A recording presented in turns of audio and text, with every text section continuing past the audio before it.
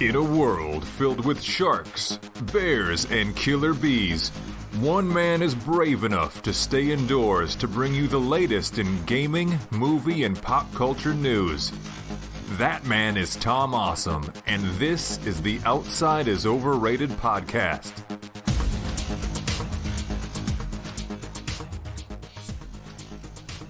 Hello and welcome to Outside is Overrated, a podcast about gaming and nerd pop culture. Thank you so much for joining us today. I'm your host, Tom Sidlacek, and we've got a great show lined up for you. We're talking about a common affliction amongst board gamers, the Shelf of Shame. We each randomly selected a board game for the show, and we came up with Creature Comforts, Kleos, and Valeria Card Kingdom. Joining me on this impressive journey are the Hobby Box, Joe Burns. Heyo. And the Ox, Adam Wilson. Hey, how's it going, everyone? Adam, you recently made the unfathomable mistake of inviting me to a board gaming weekend with your brother, your best friend, and my hobby box. Looking back, where would you say exactly that your life went wrong? Well, Tom, you can thank a couple of the past attendees for allowing the bar to be set pretty low. Maybe we can cover that topic, though, on a future Unfiltered, seeing that this is a family-friendly podcast.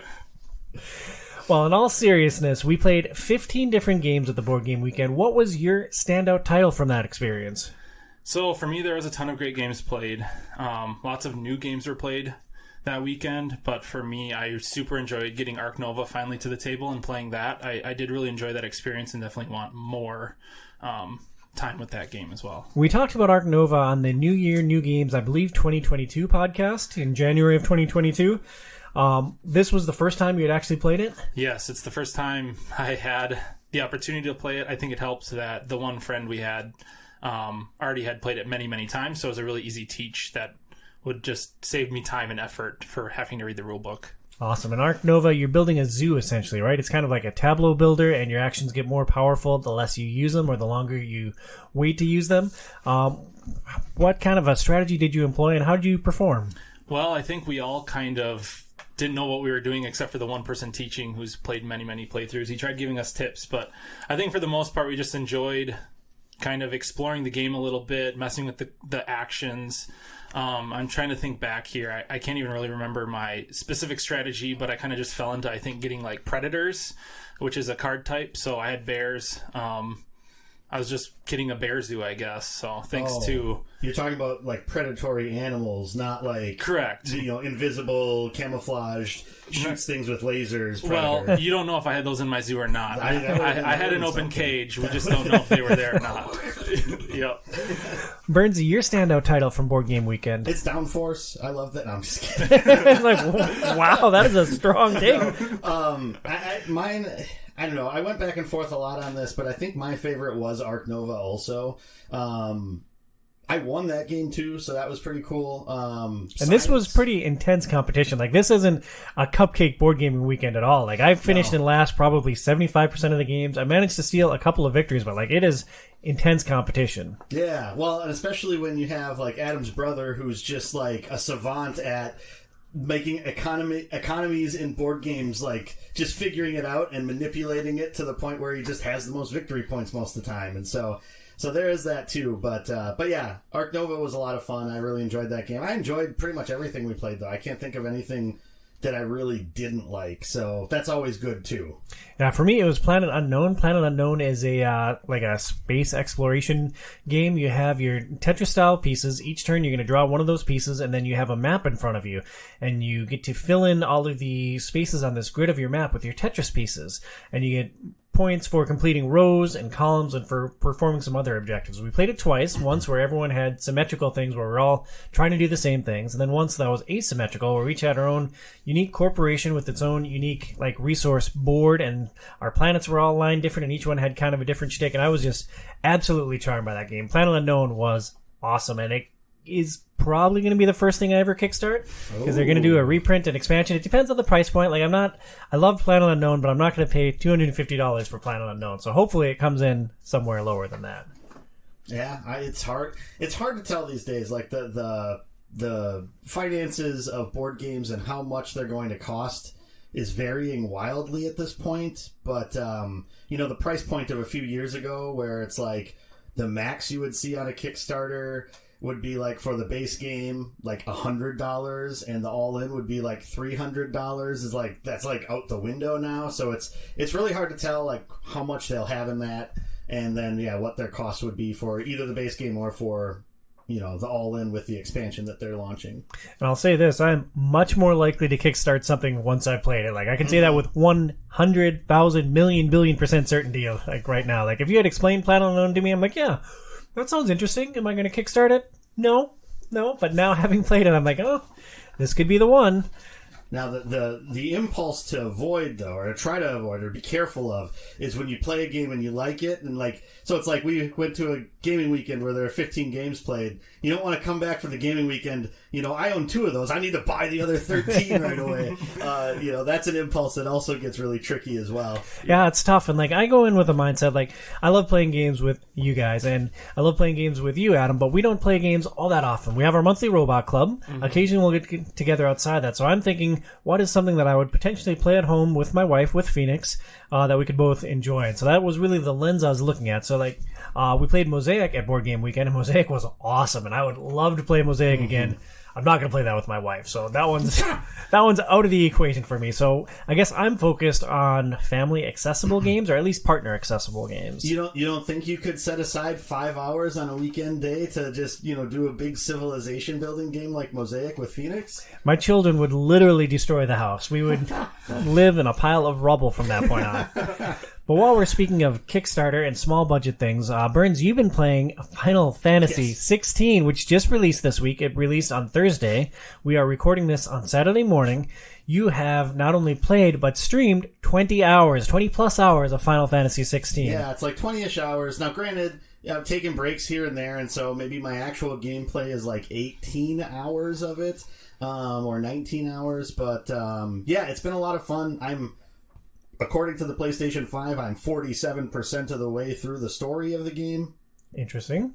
And so we'll see how that goes, but so far I'm really enjoying it. It's enjoying it. Game of the Year material? It's definitely going to be in the conversation of Game of the Year. I haven't played many of the other things that have come out this year. I probably won't play Tears of the Kingdom. That's kind of... You're going to have all sorts of different camps. This is going to be a crazy year when it comes to Game of the Year at the end of the year, because there are so far at least 3 legitimate contenders in Diablo 4, Tears of the Kingdom, and Final Fantasy 16. Plus, later in the year, you have the new Assassin's Creed. People also like Jedi Survivor, but I have a feeling that that's going to get hammered because of the launch on PC being like near unplayable.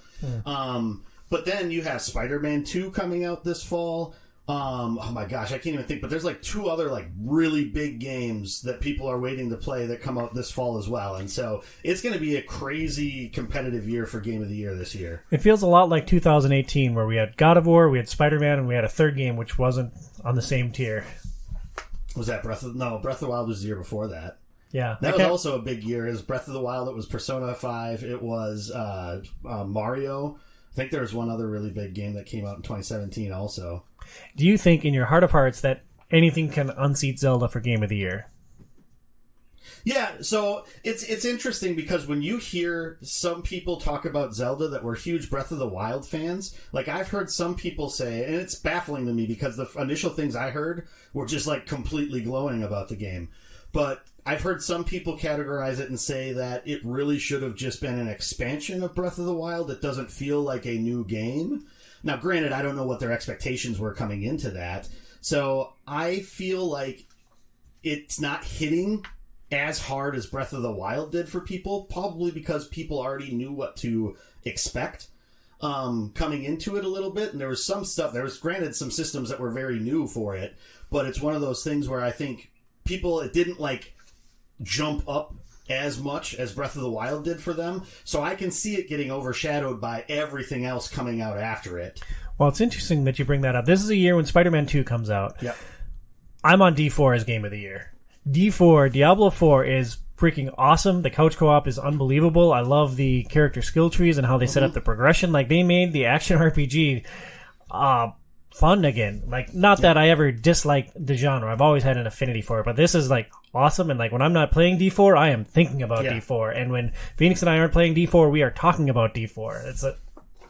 It's awesome. Diablo is phenomenal. I mean, it's going to be curious. Like, after I finish Final Fantasy 16, I'm going to be playing Diablo 4. I will play Spider-Man this fall. And so it's like those 3 games, it's going to be a legitimate conversation as to what I think I'm going to feel by the time I get through that.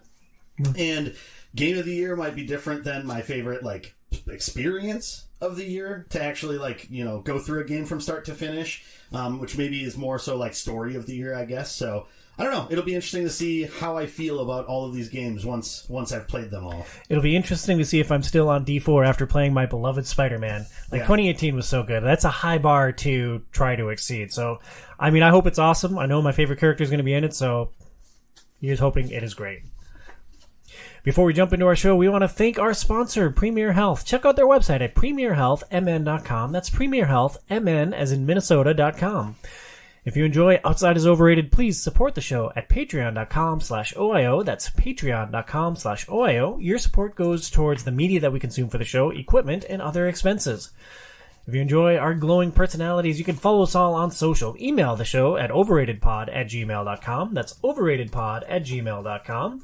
You can follow Adam at Ox's Auditorium on Instagram, follow Burns at HobbyBoxBurns on Twitter, and twitch.tv/HobbyBoxBurns. And you can follow me, your intrepid host, at Tom Sidlachik OIO on Twitter, Instagram, and TikTok. You can also follow the show at Facebook.com/OutsideIsOverrated. The original idea for this episode was to take all of the games in our combined board game collections, put them in a randomizer, and randomly select 3 games to play and discuss. In practicality, that was a logistical nightmare. So I asked each of you and myself to pick 10 games, and we randomly chose one off of each of our lists. Adam, what were some of the thoughts as you put your list together? Yeah, so my list had 2 kind of major requirements. So the first requirement was kind of one of my choosing, I'll just say. So that was a game I hadn't played. I'm really trying to get through the games I haven't played. We talked about that on New Year, New Games, that this year we were going to focus on playing the games that we owned. Yep, and I feel like we're doing pretty good. The game we can help knock out a lot on my list, so that was great. But the second kind of caveat to my selection was that it had to be a game that wasn't boxed up, because we're in the middle of moving, and there's just no space where we're temporarily living right now while we build a house to host my large collection. So I would say 90% of my game collection is in boxes currently in my parents' basement. So I had to have accessibility to the games I selected as well. That makes a lot of sense. Well, I consider you my heaviest board game friend. You introduced me to Burn Cycle. You love chip theory games and all these meaty, heavy, brain-burning games. So, of course, your list yielded the super cutesy, family-friendly worker placement game, Creature Comforts. What led to Creature Comforts finding a place in your hardcore collection? Yeah, so when purchasing games for my collection, I do try to fill different categories, if you will. So you have the classic case of different strokes for different folks, right? But as you stated, I do lean towards heavy games personally. However, with my wife and my family, they don't play those super heavy strategy games like I enjoy. So I do try to fill those different voids while I'm selecting games. And Creature Comforts, I was hoping to be a stepping stone. I'm a big fan of Everdell, which is also a cutesy creature kind of tableau building game as well. But that is a little bit heavier than Creature Comforts. So this was a hope to have a stepping stone to teach my kids, hopefully get them into gaming, and having those stepping stones to lead up to things I think is super important. We'll see how well it fit those hopes and aspirations. But Bernsey, in our New Year, New Game podcast, you ranked the top 5 most fun mechanics, and worker placement didn't make your list. Is it fair to say that you hated this game and all the cute little animals with a burning, fiery passion? Oh, the warped memory of Tom. Everything I said was factually correct. No, so, I mean, I enjoy worker placement games. I believe the reason why that wasn't on there, and I think that actually came up in there, because I think you brought that up during the podcast. Adam did. Yeah, and I was just like, I completely forgot about worker placement as a strategy. I really enjoy worker placement games, and so, yeah, I definitely enjoyed Creature Comforts, so suck on that, Tom. I will not. Creature Comforts is designed by Robert Taylor and published by Kids Table Board Gaming. It released in 2022. In Creature Comforts, you spend the spring, summer, and fall gathering different goods from the forest and spending them to collect items that will make your home more inviting while the world outside is covered in a layer of snow. Each round, you send family members out to various locations in an attempt to gain supplies. If they fall short of their goal, they'll learn a lesson and be better prepared next time, which is Burns' favorite mechanic. The family that has created the most comfortable den wins the game. Each turn you unveil the storyteller and the resources for the season. You send your workers out to various areas. You spend dice to gather resources. The main player will roll 4 dice and each player rolls 2 of their own, so there's a split dice pool for each turn. You gather resources and you build things. At the end of the game, you count victory points and congratulate Adam on another victory. This game has a Board Game Geek rating of 7.5. I thought we'd start with our overall thoughts about worker placement games. Like, Burns, we already talked about how much you hate them. So, Adam, what are your feelings towards worker placement games? Yeah, I personally love worker placement games. I'd say maybe 3-4 years ago, I'd say that was probably my favorite mechanic, but I've come to just love all sorts of different mechanics and the mashing of those. I think one of the strengths of worker placement, though, is it can create a competitive game without the need for direct conflict, right? So the biggest conflict you see in a lot of worker placement games is, well, obviously there's only so many people that can go to a certain space, right? So you just have to pivot. You're still getting an action. You're still being able to do something. And also just like taking that card or that resource maybe that someone else also wanted is about as, I mean, for the most part, I know there's exceptions, but as worker placement as like a general whole, that's kind of where they sit a lot, is I'm just taking that card. I'm not necessarily specifically attacking a person or something like that. So I feel like it can create a decently competitive, but not like stressful, tense situation for a competitive game. I really like how viticulture has the one big meeple that you have that allows you to double up on a space that somebody has already taken. So, Burnsy, to actually not put words in your mouth and let you speak for yourself again, yeah. Your history and your thoughts towards worker placement games. Yeah, I mean, I've played a ton of different worker placement games. I enjoy them quite a bit. And I guess I should have set up the mechanic a little bit. Worker placement means that there's spaces on the board where you put one of your meeples or one of your workers, and you get a thing for that. There's only so many spaces, and you put one of your meeples there to try to maximize what your toolbox or what you're able to do. Yeah, and usually one of the mechanics that goes along with that is that you're usually unlocking extra workers as the game goes on. Some of them kind of turn that on your head where you lose workers as the game goes on. There's all sorts of different ways as you know, games have been developed and people have been like, you know, picking at mechanics and trying to find new sort of evolutions of them that they find ways to work. But it makes sense because it's like, you know, it's kind of like it mirrors real life. It's like, I need to get something, I go to this space to get it. I need to go get food, I go to the grocery store to get food, you know? Yeah, we get to emulate the power of fantasy of going to root for mushrooms in the forest. Yes. Or going to buy you know, a random assortment of 4 things, and if somebody got there first and they bought the one you wanted, then you're just sitting there holding your money and being like, well, what the hell do I want now? You know, it's just like real life. Exactly. So yeah, I don't know. I really enjoy worker placement games.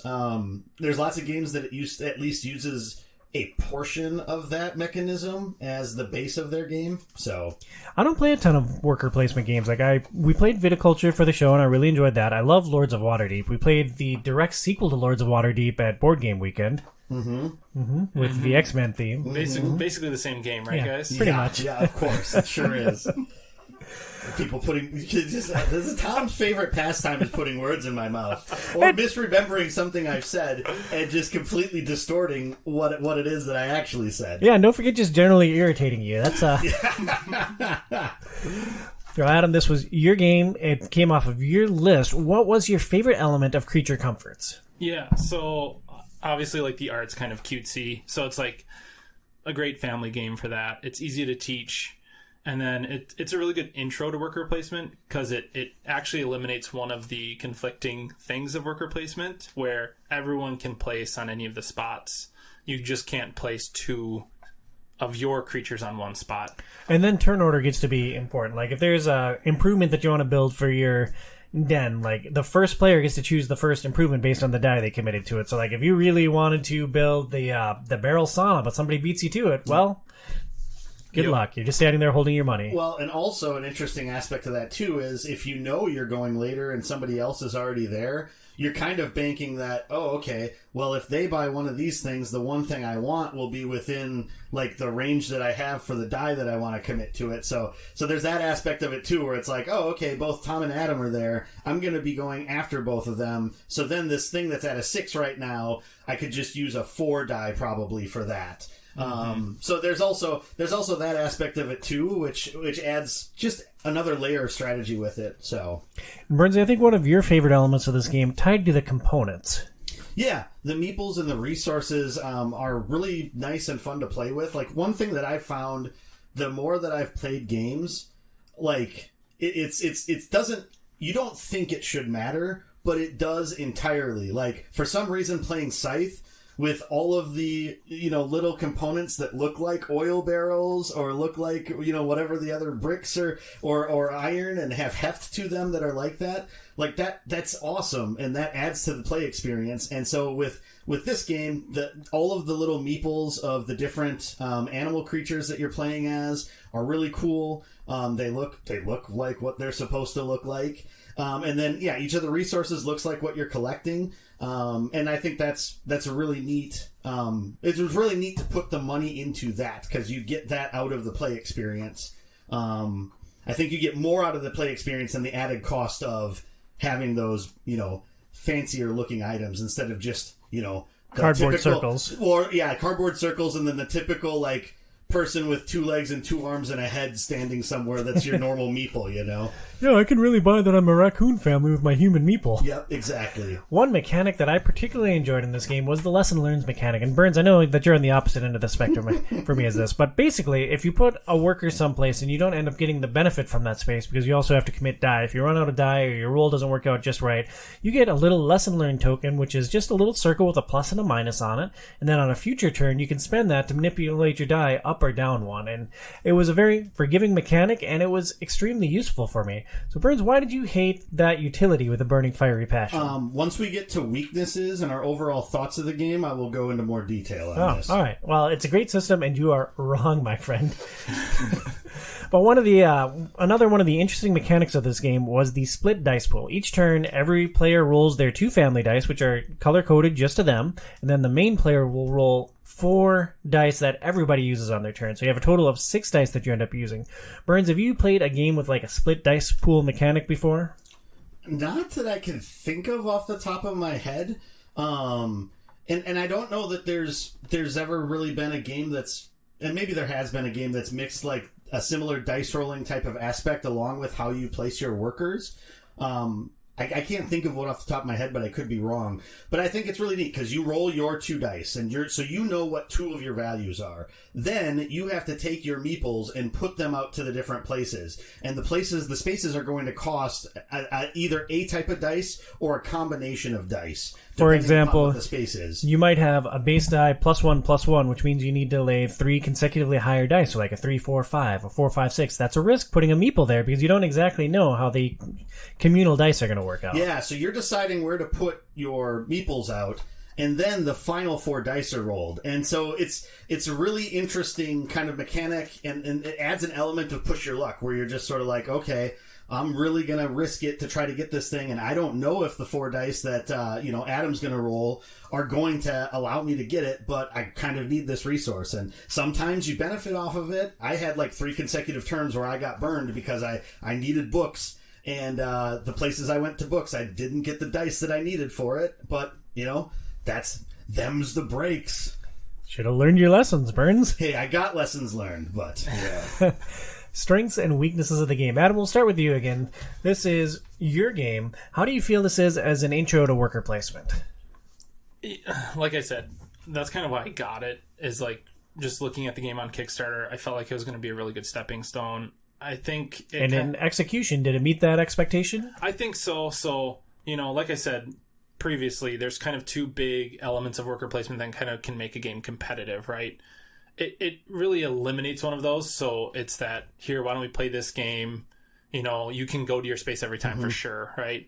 So, like I said, I'll just keep on comparing it to Everdell because it's like that cutesy. It's impossible to escape those comparisons. It's like any game that's in the From Software mold where you're slaying enemies, gathering souls, and spending those to level up. Like, it's impossible to escape the comparisons. Right. So you can use Creature Comforts as a great intro game. Like, here we're going to play this game. Everyone obviously gets to go where they want to. I think one big thing was a couple of us struggled counting just dice on a basic level. Because I think one thing we all learned probably the hard way, except for maybe Joe, was that the fact that you only have 6 dice total. So if your meeple spaces added up to more than 6 dice, you're for sure not getting one. I definitely made that mistake. Yeah, we all made that mistake at least once, I feel like. Nope, I never made that mistake. Never. So it has great intro stuff. The art's really awesome for family mechanics. It's not hard to learn, and you can honestly walk people through a turn without feeling like you're taking advantage of them. So easy to learn. Burns, is that a strength or a weakness for you in a game? You also enjoy big, heavy experiences, but I feel like you also play with a very diverse set of other players at different times. Yeah, I mean, easy to learn is always a good thing. Because it feels like the first 5 times you play any board game, you're teaching it. And so the easier that it is to try to onboard somebody, just the better it is to get through that first game and maybe play a second game where everybody feels like they're on an equal footing. So I think that's hugely important. The other thing I think makes this a really good intro game, and it's because of the same mechanic that you're talking about, that people can't block you from going to a space. If you're a kid and you're trying to figure things out, instead of like really trying to figure out what to do, I'm just going to put my things where Dad put his things. And then it's like, oh, okay. And then I'll see if I can make this work or not. So it's one of those things, oh, everybody's at this one space, so I'll go there too. If you can't think of, or you're not really sure how to think strategically about where to go, you just go where all the other meeples are. It's a way to make it, I think, easier so that you don't get caught in that kind of thought paralysis. Not that I know that a kid would do that to that level that some of the adults that we play with do, but want to throw shade at anyone in particular? No. Just in general. We all have our moments where we have to deep think about things. So that Are you talking about Casey or Dunham or both? I'm just talking in general. That sounds like a Casey, like someone of chiropractic experience, and I'm kidding. It's amazing how slow chiropractors are with their turns in games. Truly remarkable. I agree with you, Burns. I think it's a major strength of this game is easy to get new players up and running. Like, I explained it to Phoenix, and I showed it. She's like, wide-eyed, and I'm like, oh, well, we'll see how this goes. But after, like, the first turn of rolling the dice, like, it really clicked really well. I think that the family and village dice, the split dice pool, make for some really interesting commitments. And I think a major strength of this game is each turn you're flipping over a new traveler, which gives like a special rule for that season, and sometimes a special thing you get to do at the end of turn. Quick aside and inside thing, we totally butchered the Blue Jay when we played that game. Because the Blue Jay allows you to visit any space on the board, but you have to spend the village dice to do it. And I think we just went to any place on the board and took what we wanted, like a bunch of marauding hedgehogs in my case. If I remember correctly, Tom, it was mostly you who couldn't get the Blue Jay out of your head. That's true. Because you were trying to trigger that ability every single turn after he was already gone. Or she, I guess. I don't know what the Blue Jay is. But them. Yeah. It's a them. Yeah. But, yeah, that was... Yeah, the first time we did it, we thought we had to go to a place we hadn't gone previously. I think we spent the dice, but then the second time we played, I think we got it correctly where we did do it correctly. You get to go to any place you want, still just using the community dice, not your home dice. I feel like we didn't use the dice. I have no idea. Tom might not have used the dice because I think he's still learning the Blue Jay, but maybe next time we play, we'll get that one correct. All right, let's crack it out right now. Yeah, all right. We'll be back in an hour and 15 minutes. Burns, I know that we can draw definitive conclusions after 2 playthroughs. Do you feel like this game is like Tapestry, where you have to pound the tech tree to win, or do you think there are multiple viable paths to victory?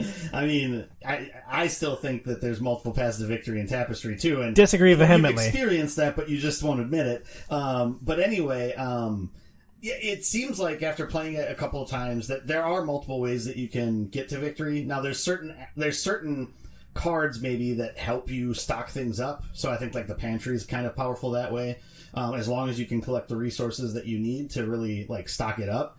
But yeah, I think there's lots of different directions that you can go in to get your points, and obviously having the right mix of a few of those is probably the best way to do it.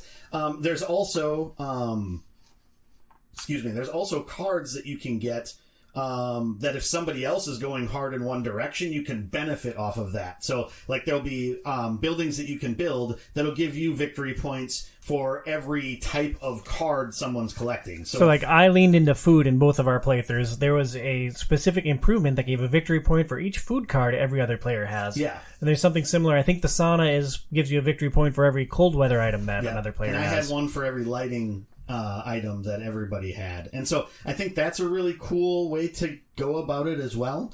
And I think that's awesome. And then, yeah, the rules being straightforward, they made sense. We had to look up a couple of things, but it wasn't anything major. And it was a quick gameplay experience. Like, after we knew what was going on, granted, I think we were onboarding somebody new the second time we played, but it still went quite quick.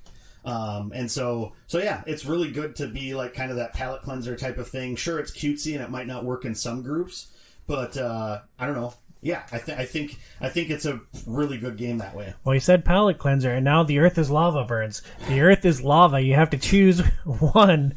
What's going to be our palate cleanser for the rest of our lives? Downforce or Creature Comforts? Oh, that's a good question.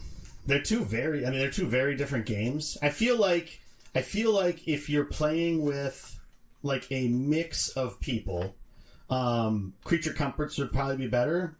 If you're playing with like a bunch of guys, like a racing game kind of is like, oh, okay, this is easy, make my car move, and no, I get to move my car, I'm Tom. I'm crafty. Yes.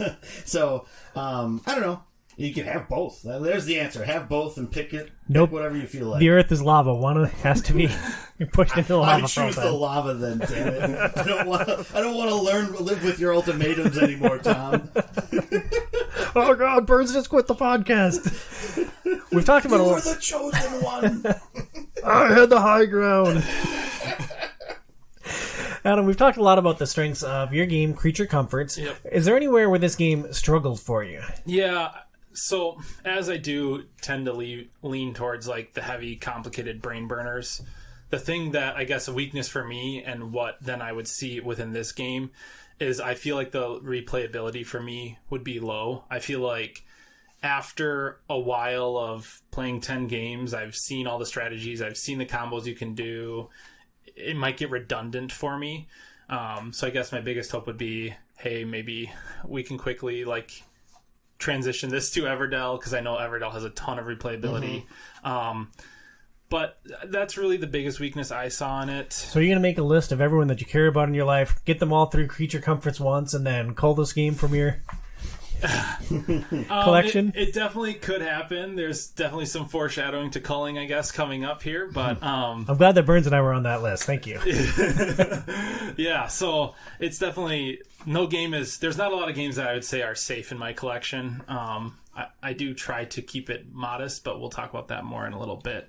Yeah, I mean, just as long as you go that way about it, not the other way, where you play Creature Comforts with different people and then cull them from their life. Because then you're a serial killer and we're going to have to call the authorities. But... Right. Well, I'll just say, for the future, I'm not taking any options off the table there. So. Burnsy, is it fair to say that you believe this game is a masterpiece, absolutely flawless, and that you found no weaknesses in our time with Creature Comforts? I think overall it's actually a really good game, and it's easy for being a middle-aged man. I play lots of games and look at this, and it's like, what's this cutesy art box, stupid crap? If I want to be a hedgehog, I'll be Sonic, for crying out loud. Yeah, but I think it has some similarities to Wingspan in that sense, where there's a lot more to the game than like you just judge from the box or from the theme, right? So I think there's a lot more that you can do with it to enjoy it, as long as you can get past some of that cutesiness.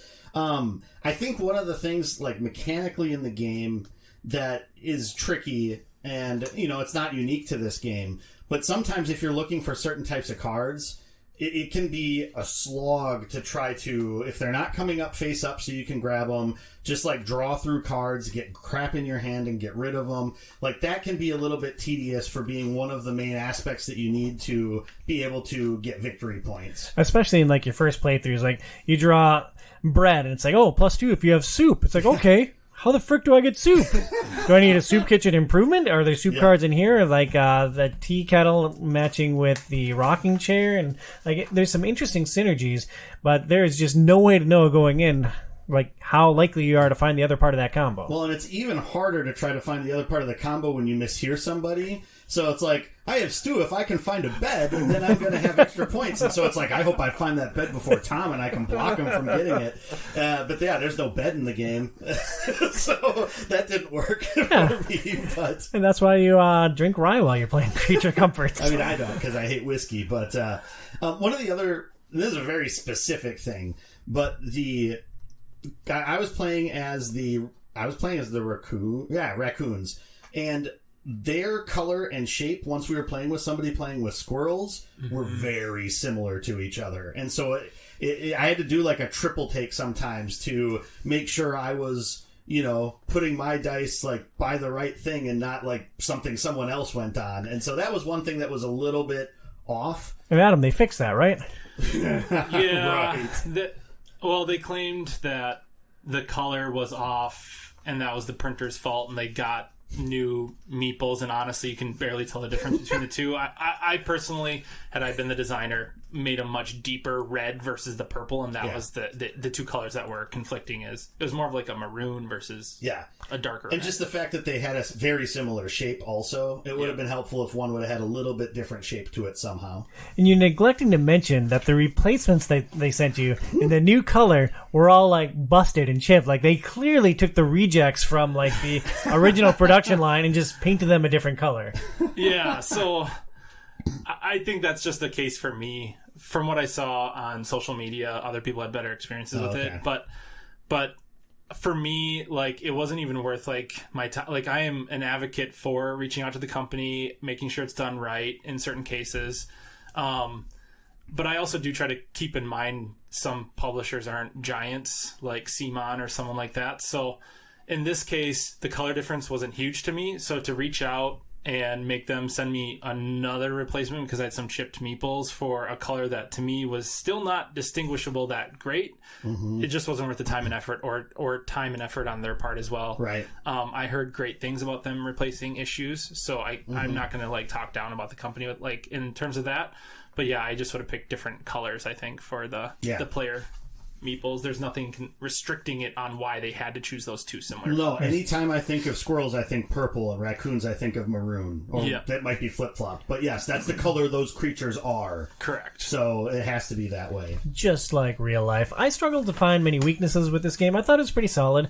I thought one weakness was potentially that it's hard to know what resources you need. Like, it's like, okay, well, I can go and I can get some mushrooms, or I can get some yarn, or I can get some rocks, but like I don't fully have the full picture of what I actually need. And sometimes then, by the time you realize you need it, those aren't available during this season. Oh yeah, well, they're out of hopefully season. I can get them in the next season, or hopefully it's not the end of the game and I'm not boned. So yeah, there is that aspect a little bit, but we have glossed over the worst mechanic of this game, the gravest weakness that this game has, and that's lessons learned.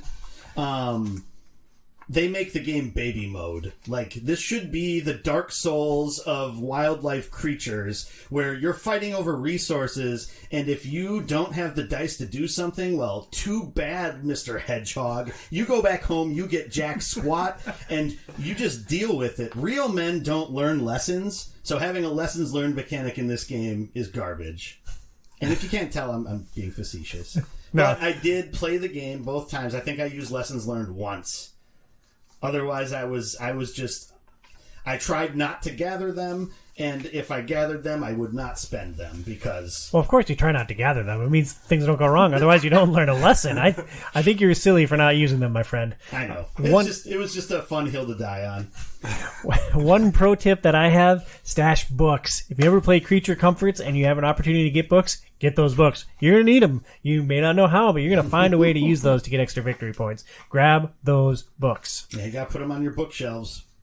Or on all of your food items if you're Tom, chasing food every time. Get your cookbooks, I guess, huh? Yep. Rachel Ray over here. Yeah, Rachel Tom Ray. Yeah. Turkish Trish, Rachel Tom Ray. Turkish Trish. Yeah. Turkish Trish. Adam, your final thoughts and takeaways on your game, Creature Comforts. Yep. I feel like I'm just kind of a broken record at this point. I think it's a fun, cute intro to worker placement. For now, it's staying in the collection.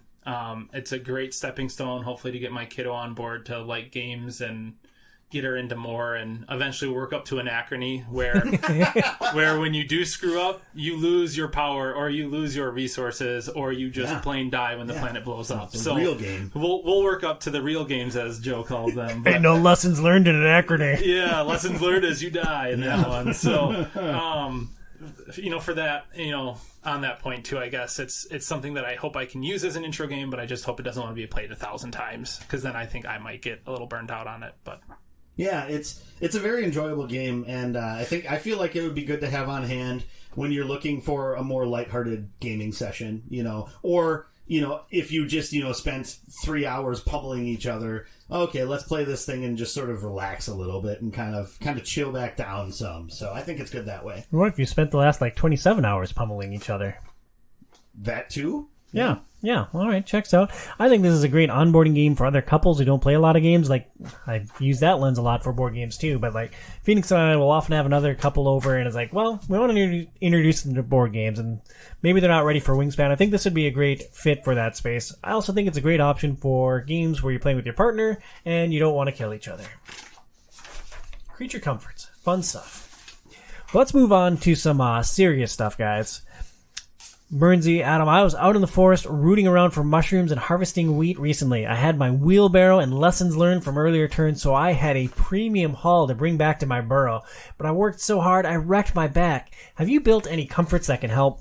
Tom, I think you should check out Premier Health. They have solutions for back pain, neck pain, car accident, and wheelbarrow injuries and more. I suggest seeing Dr. Camille in Golden Valley, Minnesota. Learn more at premierhealthmn.com. That's Premier Health. MN is in Minnesota.com.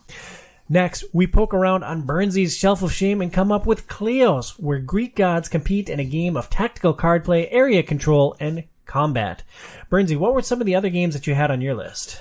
Some highlights of games that I had on my list were Rising Sun, which I've only played once before, so I wanted to try to get a play of it again with a larger player count. Marvel Age of Heroes, also known as Lords of Waterdeep 2. Yeah, which we also played on the weekend, so that was good. I kind of got a two for one there on that one. Founders of Gloomhaven, which is a game I've had for a long time that I've never had the chance to play.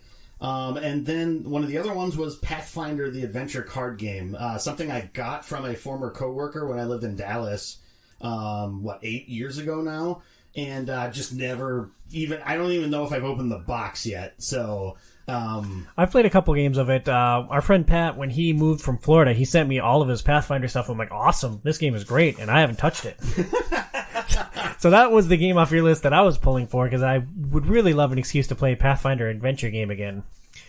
Kleos, released in 2021 and designed by Jim Kavanagh. The game is a lightly asymmetrical game of strategic combat and area control. It combines hex-based combat with your favorite card game elements for a dynamic experience. Join the contest as one of 5 Greek Olympian gods: Ares, Artemis, Hermes, Athena, or Dionysus. I should have practiced that. Each with their own unique champion and divine deck. It is published by Azure Horizon Games and has a Board Game Geek rating of 7.9. For this part of the game, we'll start with our overall thoughts on tactical battle games. Burnsy, we'll start with you.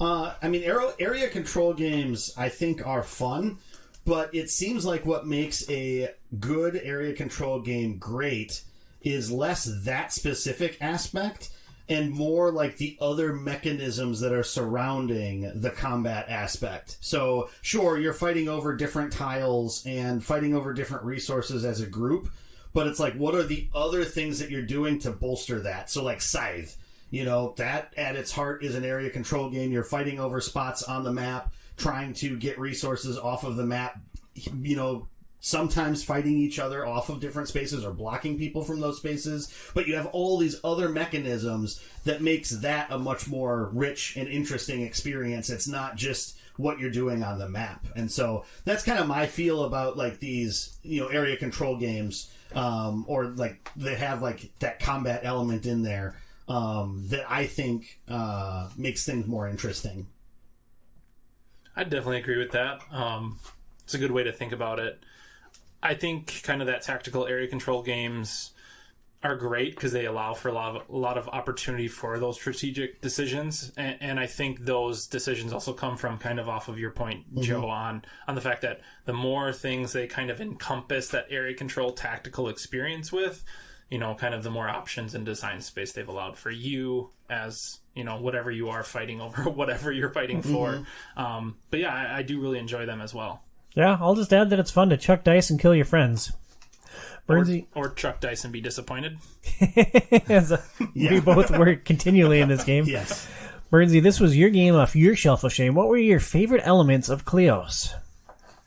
So yeah, and a little bit of background on Kleos. So I originally played this at Protospiel, Minnesota, in February of 2020, excuse me, before it was put up on Kickstarter. And basically what Protospiel is you go there and you basically play unreleased versions of games and give feedback, playtest feedback. That sounds like a really cool event. Yeah, it was a lot of fun. And it was this and For Glory. Basically, I met up with Alex, who designed For Glory, and Jim, who designed Kleos.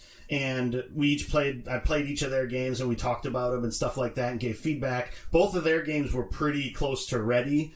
I think For Glory went up on Kickstarter like 3 weeks after Protospiel. So it was really just like fine-tuning stuff and more like get the word out kind of thing for Alex. And then I think it was the only thing Jim, I think, was waiting on was the miniatures for the champions getting finished. And that's why he didn't go up until like July of 2020. But yeah, so I think my favorite parts of Kleos is the mechanism for tracking activations and creatures on like this card mat. And so it's like you have your up to 5 creatures, including your champion, and then they each get to do 2 actions. And on a mat, you slide them up for each action that they do. It's a very simple and elegant way to track your activations for each thing. Yeah, the only thing that's a little bit of a downer is like the mat that you use for that. It's so if you were to flatten it completely, it's too wide to fit in the box. But if you fold it, it doesn't sit completely flat on the table. So that's the only like little bit of a sort of negative about those mats specifically. And I know he tried lots of different things to figure that out and just eventually went with that mat anyway. So I think that aspect of it is really cool, as well as sort of related to the cards also. The fact that you're recruiting creatures to fight for you, but also some of those creatures can also be like modifications or upgrades for other creatures, because they can either be mounts or they can be, I can't remember the other term, like monster... Gosh. Basically, the monster eats them and gains some of their power is basically what it is. Like a monster trophy, I think. Yeah, and so I think that's a really cool aspect that a lot of the cards have like that shared purpose. And just as an example, like the Hoplite Warrior has combat strength value and movement value, but you could sacrifice them to another creature to increase their values a little bit. Yeah. And just the idea of seeing like a warrior riding on the back of a centaur just makes me like chuckle, and so I just think that's fun to have a centaur as a mount. Yeah, good stuff. It's like 2 men, 1 horse. I was going to say 1 cup, but that's not exactly right. On that note, Adam, your favorite elements of Kleos? Yeah, so I also really, really liked the card mechanics with deploying your units. How do I deploy this unit as an upgrade, or do I deploy them as the unit themselves? I thought was really cool. I really like multi-use cards, allowing for strategic decisions. And then too, I'm a big fan of the theme. I love like kind of the Greek Olympian gladiator style games. I gravitate towards that theme a lot, I think. So I did really enjoy the art, looking through that, kind of a little Greek mythology nut. So it's kind of fun just to see how someone else depicts it or the different things they throw in there. So. Yeah, the art is great, and it's like very stylized. And yeah, I think the art is definitely a strong point of the game too. Yeah, it didn't do much for me. I don't have much of an affinity for the Greek pantheon or the Greek mythos. Overruled 2-1. You love the art. All right, I love the art. It was fantastic. My favorite elements of the game, I thought that each of the 5 playable gods had a unique divine deck and their own unique champion. I thought that was really interesting. And the tiny board funnels you into a small space that is just marred by constant conflict. I thought that was interesting. Adam, I know it wasn't your favorite element of the game, so I guess that's a good one to pick on. There are basically 3 areas that you can get victory points for controlling, and then if you progress past those, you can go up to these islands where you can recruit different mythical creatures to be a part of your army. Adam, why did you struggle with the way the board funneled us into that area of conflict? Yeah, so I guess there's a couple things. There's other spaces, like between kind of your camp or your starting spot and then the area of conflict. And typically for me, area control games have like different points of interest that aren't all combined into one. And then one thing as I was like thinking about it kind of post game weekend, I think the designer hurt some of his cards a little bit by having just one area of conflict. So one of the things I was thinking about is the hunter cards. So the hunter cards, like the mechanic is, it is alone and attacking like rogue units. If everyone's just piling into one area, what's the point of having hunter cards? And the hunter ability is super strong. So like the only way you could really do that then is to send them into other people's camps. Because like if you have them sitting in between a camp and the areas, it's just going to get destroyed because they can just move their army in and kill you on their turn. So it kind of takes out an element. So I would really like to see the areas kind of diversified a little bit, and you have more than just really one cluster of capture points, I guess. Bridget, what do you feel about the funnel on the Kleos board? Yeah, I mean, it does. It gets to be a mess, and like a big positive is it drives constant action. 1,000%. And I think the game is better for having like that sort of focal point that bottleneck that everybody has to try to get through and has to fight each other through. I think it does help the game quite a bit. It would be interesting if there was more of that could be done, where there's now this new place of interest that's worth extra victory points. I'm guessing the concern would be that people would just focus on those if those were like more victory points, and then wouldn't go and get the extra creatures to help or something like that, or it would spread things out too much and there's like no conflict then, or like much more limited conflict. So yeah, I don't know. I do think it would be nice to have a little bit more of a way, and playing as a group that focused on Hunter as a mechanic, it made it tricky to figure out how best to try to attack things. Yeah, so, and kind of, I guess, not to like be like cup half empty kind of all the time on this, one thing that this does actually fix from my experience of playing area control games is when there's only one area of interest, everyone's going for it, right? So for example, we'll play kind of a tangent on this. So we played Lords of Hellas one year at the game weekend. That has a ton of area like you have to control. But here's the thing, when you have different spots on the map, then you have to be really careful about balancing the map more, because let's say if you're equidistant to one main area, but then there's like points of interest between each person's camp, if Joe's going heavy for the middle and I'm next to Joe, and then, he's fighting Tom in the middle, and I'm kind of sitting there, I can maybe just get a victory by sitting on that point, those like little points, and no one's attacking me, and I can just build up. Then I can't be defeated. So when you have those other points of interest, it makes balancing the map a lot harder. So maybe I don't know if he's a first-time designer or obviously a smaller designer, right? That eliminates that whole balancing factor when everyone's just kind of punching each other in the middle. So yeah, and the fact that you could jump from one of those 3-point places that score 1 victory point in one action, move into the port, which is the bottleneck that's worth 2 victory points if you have the most creatures there. And then you could use another action, or if you have multiple movement, to just like move past that and not get attacked on the port, and go up and then go to recruit one of the creatures or beings up above to help bolster yourself. And then maybe when you come back, you can take some swings at people. So I think there's ways to get around it or try to get through the conflict. But yeah, there's also tons of ways that other people can completely foil your plans too. So, well, speaking of foiling each other's plans, there are a couple different ways that you can mess with other players in this game. My personal favorite was the Siren, which allows you... The Siren is a unit that you can place, and it allows you to pull a unit one space away. And if you have other units in that original space, they get an attack of opportunity on that other unit as they're walking away. And that... I use that to perfection in the first game, and then Adam massacred my hunters, massacred my sirens in the second game relentlessly. Yeah, that's about all I did. We all played as two different gods each time, or a different god each game that we played, except for Tom was the sirens each game, and the god was just a little flavoring that the sirens had. Yeah, I am the god of sirens. There were other cards that allowed you to mess with players in others' ways, as Dionysus. Mm-hmm. Nailed it. I had a card that allowed me to take, if there was a space with two other players on it, I could make them fight, and then I gain the glory from them fighting. Usually when you fight, the winner gets glory, the loser gets real pissy because they lost their units. Mm-hmm. In this case, I got the glory, and I got to make both other players pissy. Do you guys think that there are enough ways to interact with other players in this game other than running into the center and chucking the dice to combat, or would you have liked to have seen that mechanic expanded?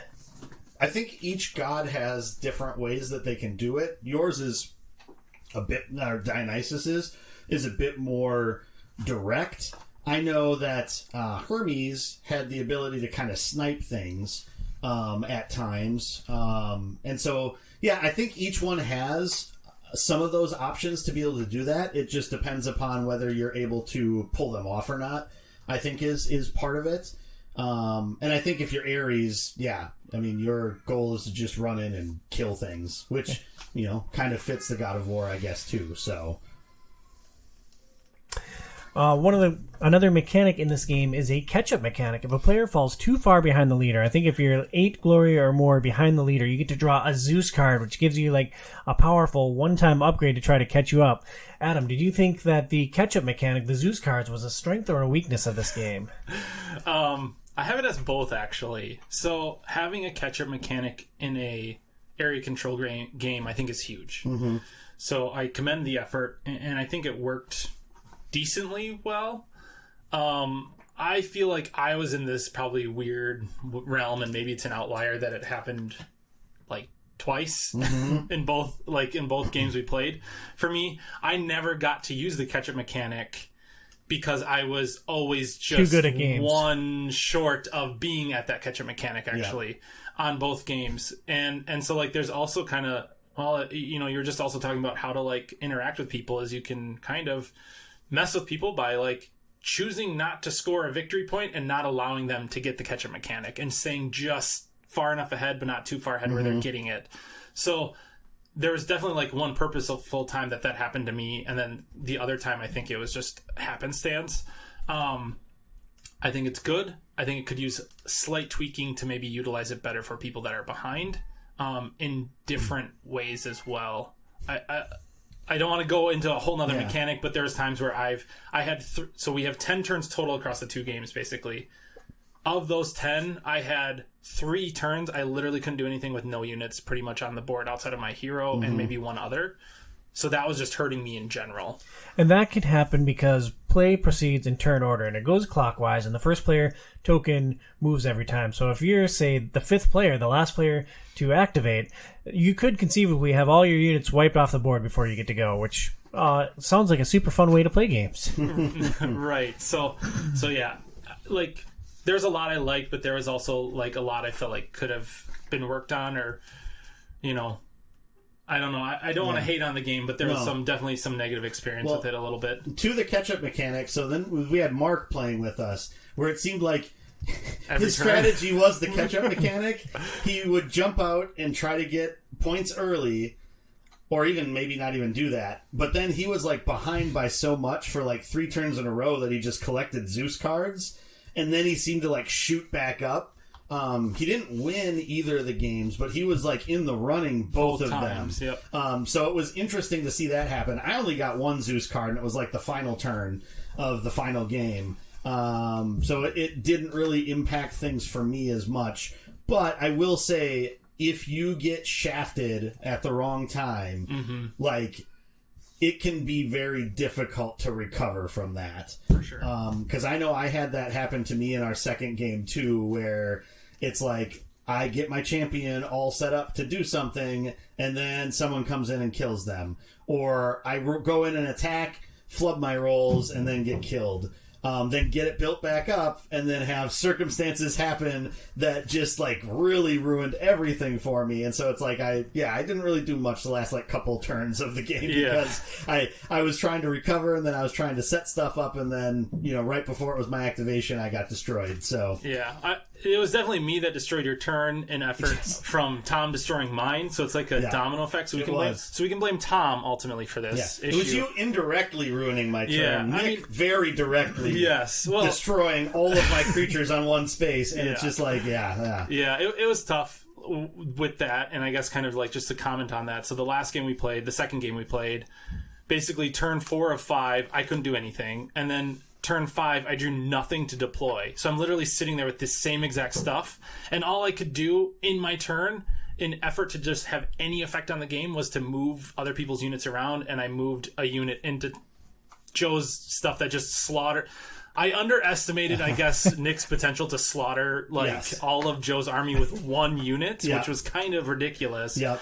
But yeah, it really kind of screwed Joe over as well on that. Well, and to that point, because this is something that I'm not sure whether it's a strength or a weakness, because I like it, but I don't like it, is the lack of successes on the dice definitely makes the game more unpredictable. And let's define that real quick. The dice, 6-sided die, Yep. there are hits on 2 sides and 4 blank sides. So there's a 33% chance that you're going to hit on a single die. 3 blank sides. One side is I can't remember the name of the symbol, but it's like the favor symbol. And only one creature in the entire game can have the favor symbol, and there's very specific things that can trigger it to switch between creatures. If they get a slaughter, which is killing something by over 3 of what its HP was. Mm-hmm. Which we never accomplished very often. Yeah, it happened a couple times, I think, was all that it happened. Or there's certain cards that will give the gods, or Olympus's favor to someone. And so it's crazy because you'll have 3 different things attacking 3 other things in a turn, and you could come out of a turn where nobody died in the entire space. It was just like nobody rolled enough successes to completely kill something. And then you'd have Nick, who I don't know how he did it. Like, does he have like some sort of like magnet of the like that part of the die that just always gets those successes to come up? Because he rolled successes every time, way more than anybody should have ever rolled successes in that game. It was bonkers. Well, it's interesting. We've talked about how much we like the cards that can be used in different ways to upgrade different characters, and there were some neat things around that, but it felt like so much of the combat devolved into rolling 8 dice, needing 5 successes. 5 is a very common defense value. And Adam, we both ran into this multiple times where we'd be chucking 13, 14 dice trying to get those 5 successes, and we'd roll like 1. Yeah. I mean, there was times where I was literally rolling more. I could roll more dice than the game even came with. Yep. And I think there was a couple instances where like I was rolling like 16 dice and I got like 2 successes. Yes. It's like it's just an insane odds against me, and I was like trying to play that up. Like, okay, I'm not rolling very good, so I'm just gonna get all the dice, and it still didn't help. And like on some of those, even if you had Olympus's favor, you still wouldn't have got it. Yeah. It was just like a blank slate. Like, oh, what can I make these dice into? Yeah. Nothing. So I like it because it's unpredictable. Because I mean, I think part of battle, like, coming at it from like a game perspective, you're like, well, I want to have the ultimate strategy and nothing's going to stop the strategy. But like in real war, real combat, there's things you can't control. And so I think that is a good representation of that. I think, though, it felt like a frustrating representation of that. I feel like there needed to be maybe one other like way that you could manipulate the dice in some way, shape, or form 100% to just help mitigate that. Not every roll, but like with one roll, like once or twice a game. I think that would have been something that would have been a little bit more helpful with that. So it's like when you know you need to do something, or on the other side, if you had some mechanism to like block out a few hits once or twice a game to just sort of give you sort of a kind of a bounce back or a defensive like sort of surprise that you could pull. And maybe there's some of the cards that we didn't see that have some of that, but I don't think so, because we got through most of what each of the gods had in store for them. So I definitely, for the record, I like dice chucking games. I do like that, and I'm okay with it odds kind of stacked against you. However, I think the game does lack dice manipulation in the form of, outside of just like, there's a couple cards that literally just like re-roll the whole thing. You don't even get to save your successes if you're close. Yeah. So it could use a little bit of help from that area. There are a couple of things that I really enjoyed about Kleos compared to other games where you chuck dice and kill your friends. Real quick setup. Yep. Like, that is great. Like, it's much quicker than, say, Memoir 44, which is popular amongst my friends. Like, this is a great way to just get in and chuck some dice.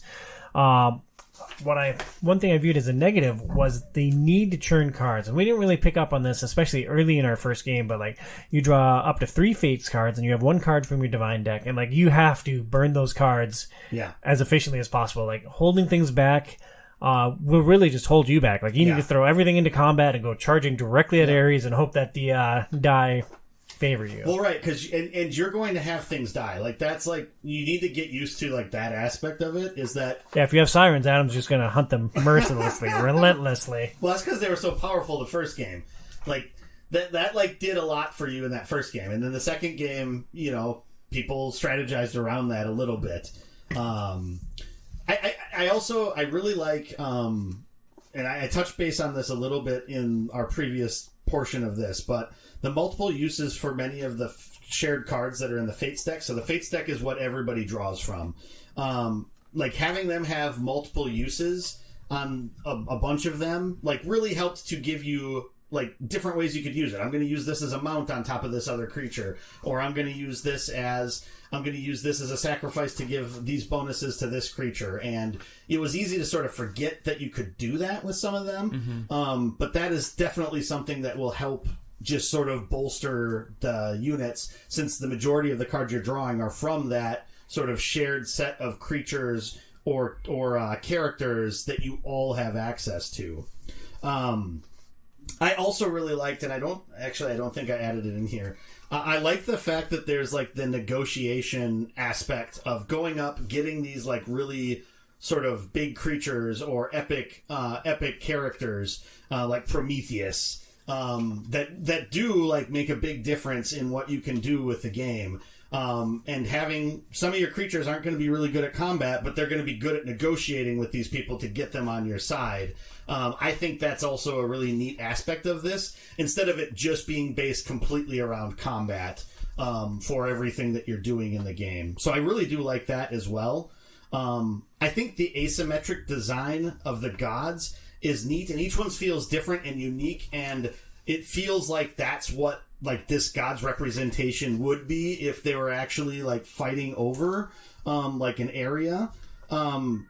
I will say, and the game kind of tells you this, some of them are much harder to play than others, and so you need to realize what you're getting into. The difficulty, the game comes with a card that basically tells you the difficulty. That Ares is the easiest to play.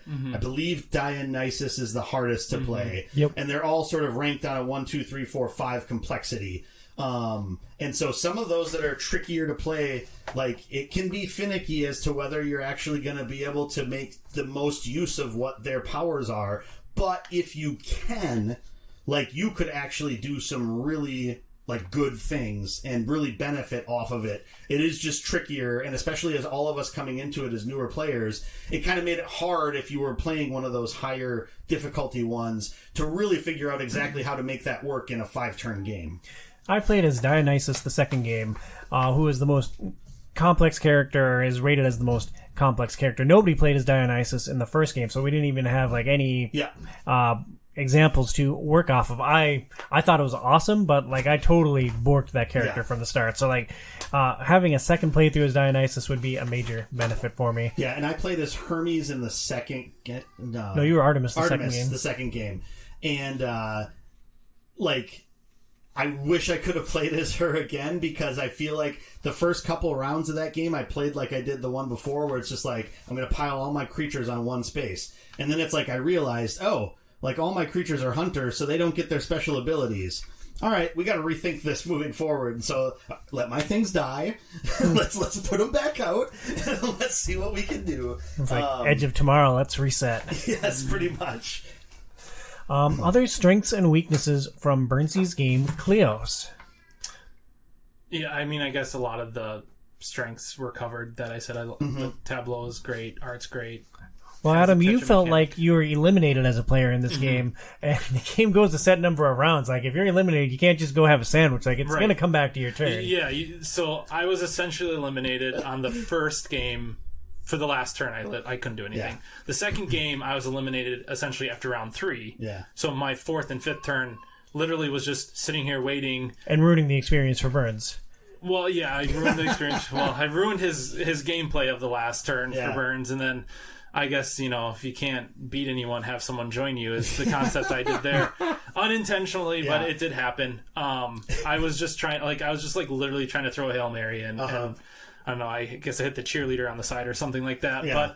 But yeah, the randomness is high, so that's definitely a weakness for me with no way to really deal with that. Yeah, and that second game, too, I kind of felt the same way. Like, I had things go really badly for me the third turn before it got to me, I believe.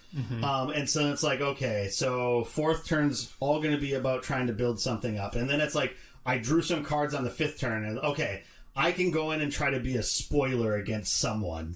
And so that's what I did, is I threw basically everything on my champion. And it's like, I'm just going to run to the center with my champion fully tooled up with all this stuff, with the hunter, like a couple of hunter abilities that I was going to be able to trigger.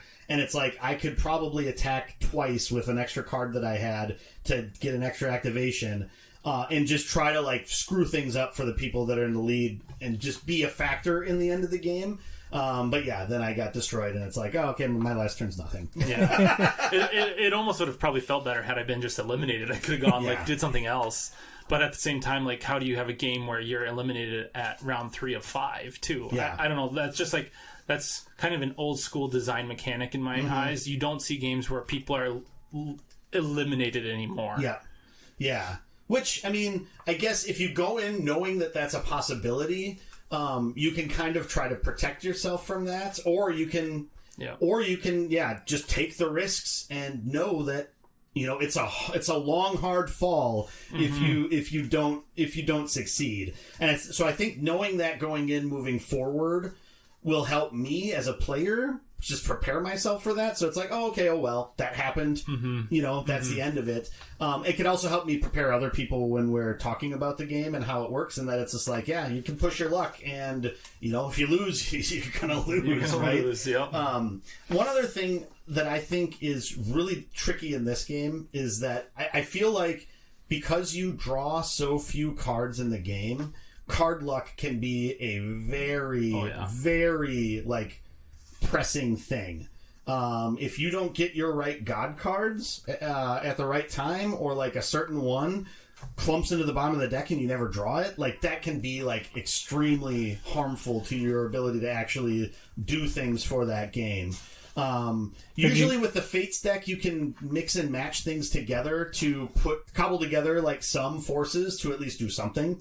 But with the Divine decks, you have roughly 20 cards in your deck and 5 turns where you draw 1 each turn. It's 12, I think. 12. But yeah, so you're only drawing about half of your deck. I think you might have some cards that allow you, sometimes where you could draw more than 1, but yes. And so that's the thing, you're not going to see all of your abilities that you have.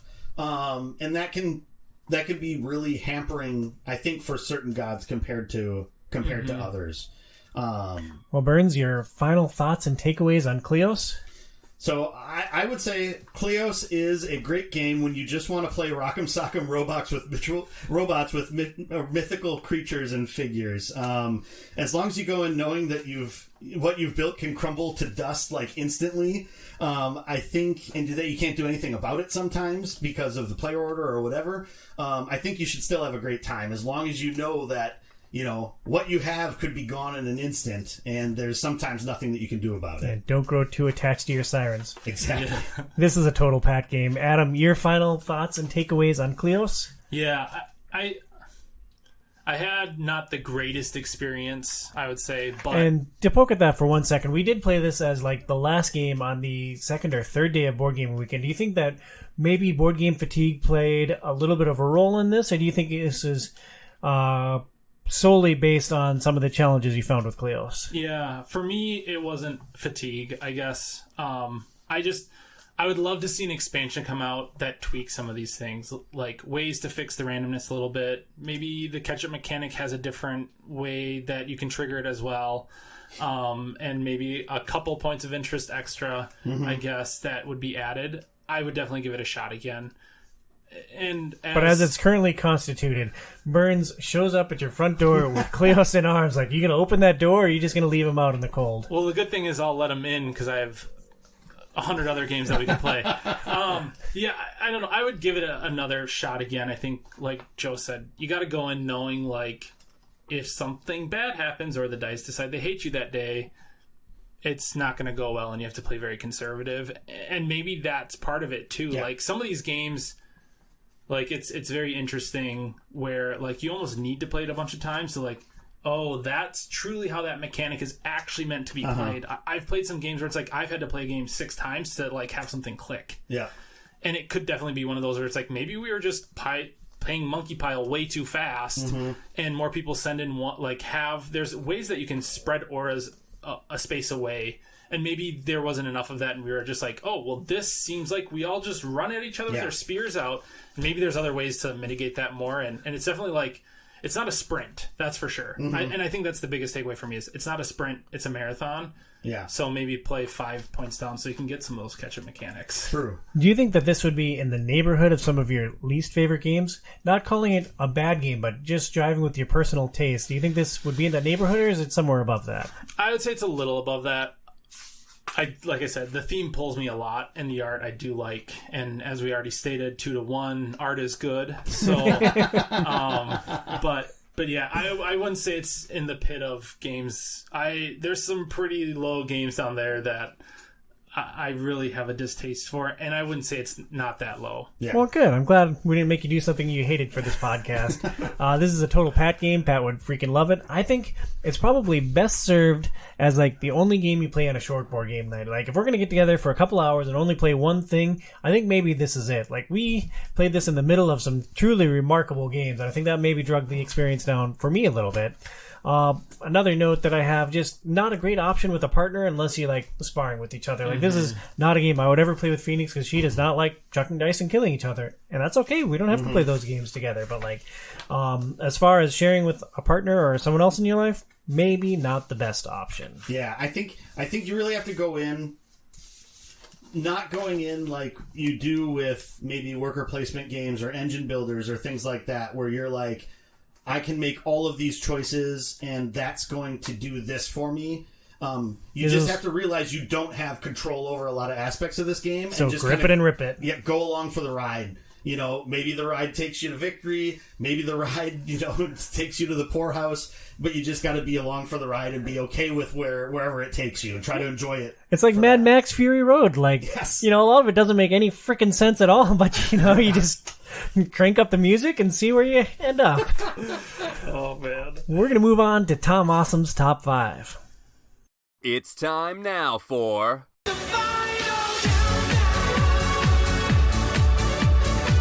Tom Awesome's Top 5 Countdown. 5, 4, 3, 2, 1.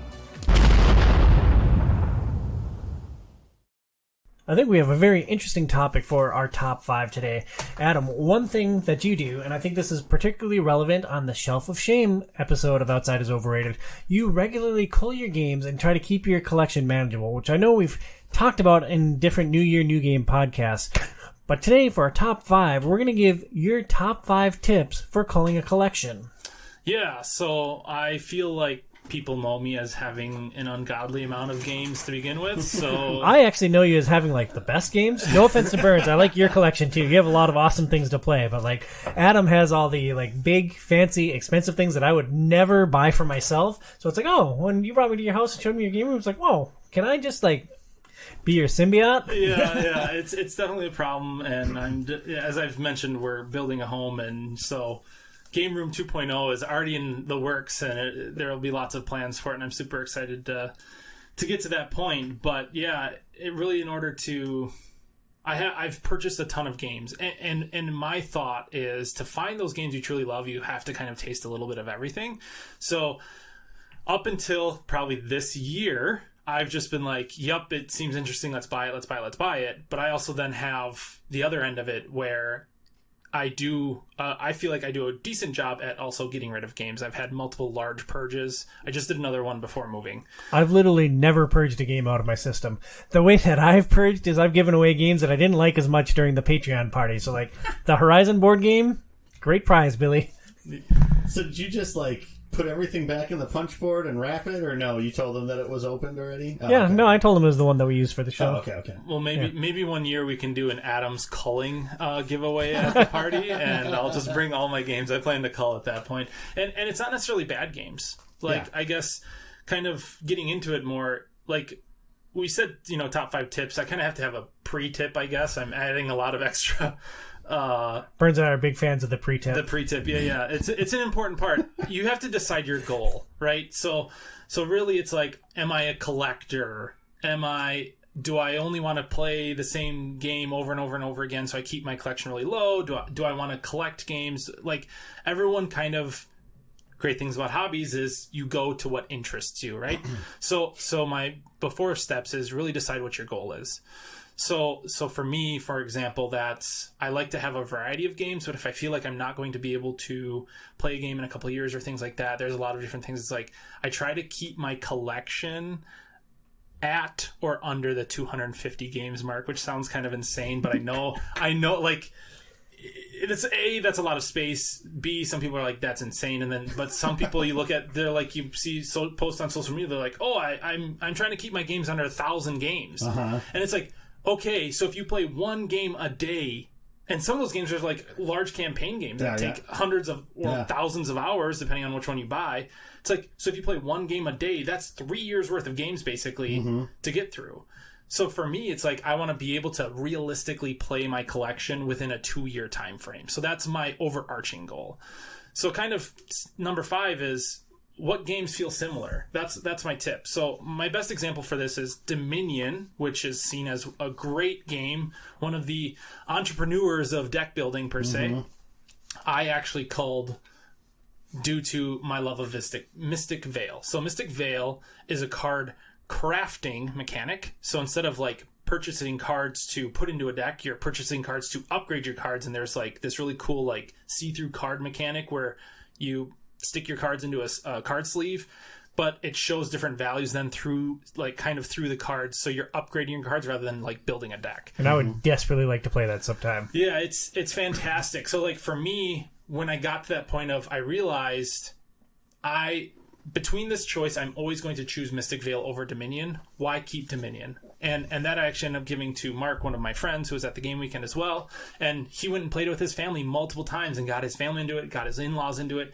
And that also brings me some joy, because it's like, now this game I've purchased, I've given to a friend, and it's getting played. So you're like the Sarah McLachlan of board games, where it's like, the board game was it was just going to be neglected in your collection, never played again, just sort of in the darkest corner of the shelves. But you sent it to a new family that loved it and played with it and enjoyed it, as if it was a special little board game in the sea. Exactly. Yeah. That's one way to look at it for sure. So, kind of moving on to point number 4 too. So frequency gets played. So, as I said, I try to keep my collection about that 250 mark in my head realistically. Like, can I try to play a game in a couple of years? So, if a game hasn't been touched in years, I also might start losing interest in it. And that's also a downside of crowdfunding, right? Especially with the pandemic and all that thing. We've talked about how I've literally had games arrive on my doorstep that I've lost interest in because it took 3 years to get to me. And I have another one that I won't badmouth yet, but we'll see if my opinion changes on it. But I've been waiting for a very long time for it. And the frustrating thing for me is I see the designer claiming in the Kickstarter updates that they work on it every single day, when I know I've seen Facebook posts from this designer of them not working on it every single day. I've seen other things going on. And I get your human and right stuff, but like, if you've taken their money and you're 3 years late. It's That's like another point, I guess. It's like if George R.R. Martin was crowdfunding the rest of Song of Ice and Fire. It's like no book is ever coming. Right, exactly. But if he had already collected on it, Winds of Winter is coming. In Wisconsin or Minnesota. But yeah, that's definitely a comparable point. The next step, I guess, step 3 would be how hard is it to get to the table versus the enjoyment of the game. So I think my best example of this is Twilight Imperium, right? Everyone knows Twilight Imperium is super hard to get to the table, but provides a great experience for the most part. Some people aren't into the giant 4X games. I love 4X computer games. I love 4X board games. I'm a 4X player. So for me, how frequent I get Twilight Imperium to the table is worth keeping in my collection. And it's one of my favorite experiences. So for me, keeping that in there, even if I only get to it once or twice a year, is worth it. But in some cases, some of the larger games that are harder to get, I've had to get rid of. What about a game like Mosaic, which we played twice at Game Weekend and we really enjoyed, but that setup is really intensive. How long of a shelf life do you see for a Mosaic? So that one's kind of interesting. So that one actually, I feel like the shelf life will be quite a while. I really enjoyed that. I think if I buy just like a cloth bag to put all those tokens in, so you're not like separating them out every time, and I just 3D print some decent organizers for the game to help reset faster, I think the life of that game will last quite a while, because truly for that Civ game, it's quick. And if you have the same player group that's played it multiple times, once you start getting that 3rd, 4th, 5th playthrough, I can see that game actually coming down to the box value of a 2-hour playthrough. So to get a 2-hour playthrough of a Civ experience, for me, is worth keeping. I think it just needs a little help to get there. And I know there's an expansion coming out too, so which I already have in the pipeline of my crowdfunding list. So there's that. But it's definitely a good experience, but I see that one staying. I think a good example of how hard it is to get to the versus the enjoyment, I'm a huge MOBA style player. I've wasted way too much of my life playing MOBA games, and there was a Guards of Atlantis 2 came out. I really wanted to get it, but it almost requires 4 people at the table each time, and it's kind of one of those lifestyle games where everyone's asymmetric, so you kind of have to learn everything. So you need the same play group to make it worth your while. Play it 10 times to start understanding everything. I just don't have that play group to want to play that, and sadly, I passed on it. But it's kind of one of those things. Well, and it's, a game that we've talked about multiple times on the podcast, Gloomhaven. Same kind of thing. Like, you have to have a set of players that you're going to go through multiple scenarios, multiple times. Like, you're going to try to play this game with the same group of people so much. And there's lots of people that buy Gloomhaven that just don't really get through much of the game because it's kind of hard to get that group consistently together.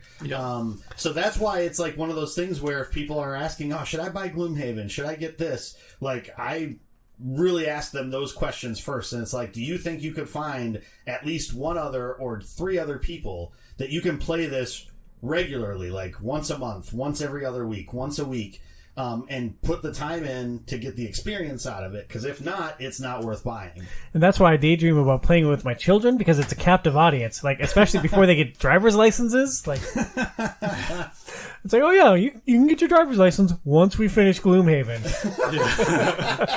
That might work. I've never thought of that. I'll put that in my back pocket.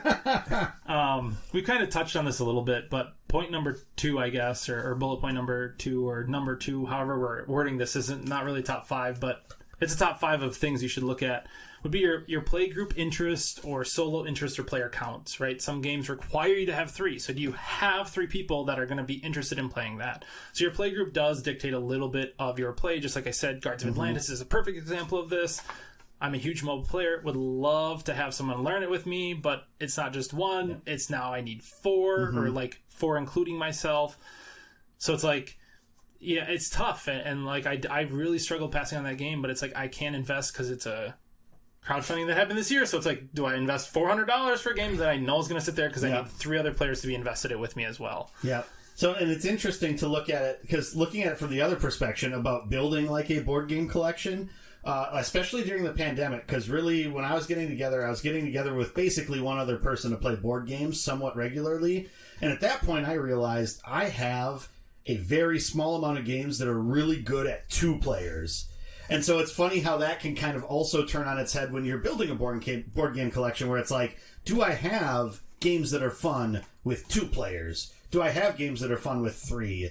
Or, like, for Board Gaming Weekend, do I have good games that are 6 players, you know? Or for larger groups, 7 or 8. And so it's interesting to take that into account, because there's lots of games that are for 3 or 4 players, and sometimes that gets hard to determine. Okay, well, which of these 5 games do we pull out today? You know, and are they good at 3 or 4 players? Are they better at 2? Are they better at 1? There's that whole element as well. Yeah. I'm kind of realizing now. I really feel like I wish there was a career path, kind of like a financial advisor, but a board game purchase advisor. I feel like I would really shine in that category of career. I just don't know if there's a market for it right now.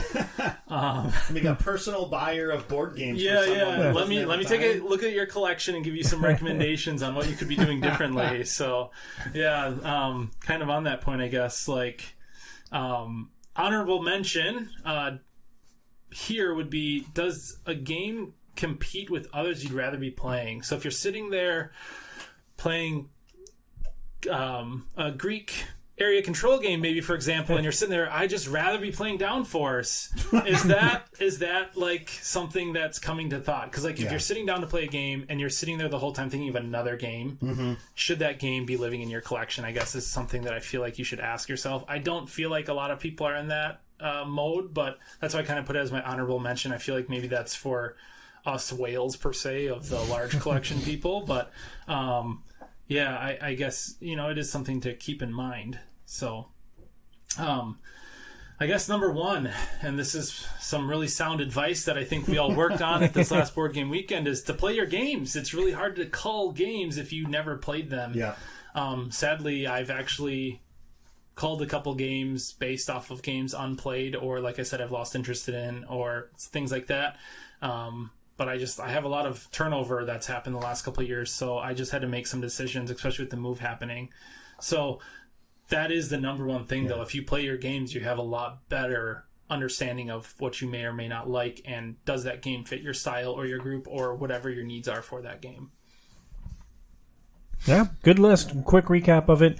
For things to keep in mind when you're culling your games. Number 5, similar feeling games. Choosing the ones that you prefer when you have similar things. The frequency games get played, how hard it is to get to the table versus the enjoyment of the game, the interests of your general play group, and your personal feelings after actually playing the games. So one question I had when it comes to deciding to cull things or not is, how much does the amount that you could make off of a sale impact your decision to sell something?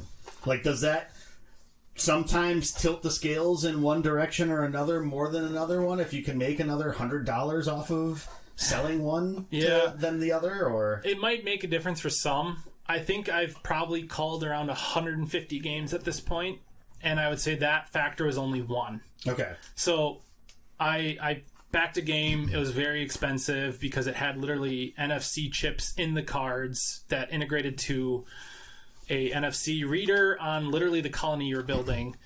There was only like 500 copies made in the world at the time, but they were planning a reprint, and I played it multiple times and I just didn't like it. And thanks to my counselor, Mr. Burns over here, he helped me kind of talk through the process. I was wanting to play another similar game, but I just didn't have time, and it's too big of a space to have in the townhome right now.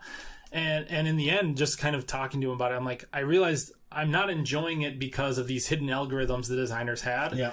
And I was actually able to recuperate all of my costs because I actually sold it for more than what it was MSRP'd for, which offset my Kickstarter shipping and all that other stuff. So that did play a factor because of the timing. I wanted to get it sold before the reprint to make my money back. But outside of that game, every single game I've culled just for the fact of money wasn't a factor. It was more of just like, this game has been replaced, or I do not like. Let's just get rid of it or find a better home for it, or don't. I've sold games. I've donated games. I've given games to friends.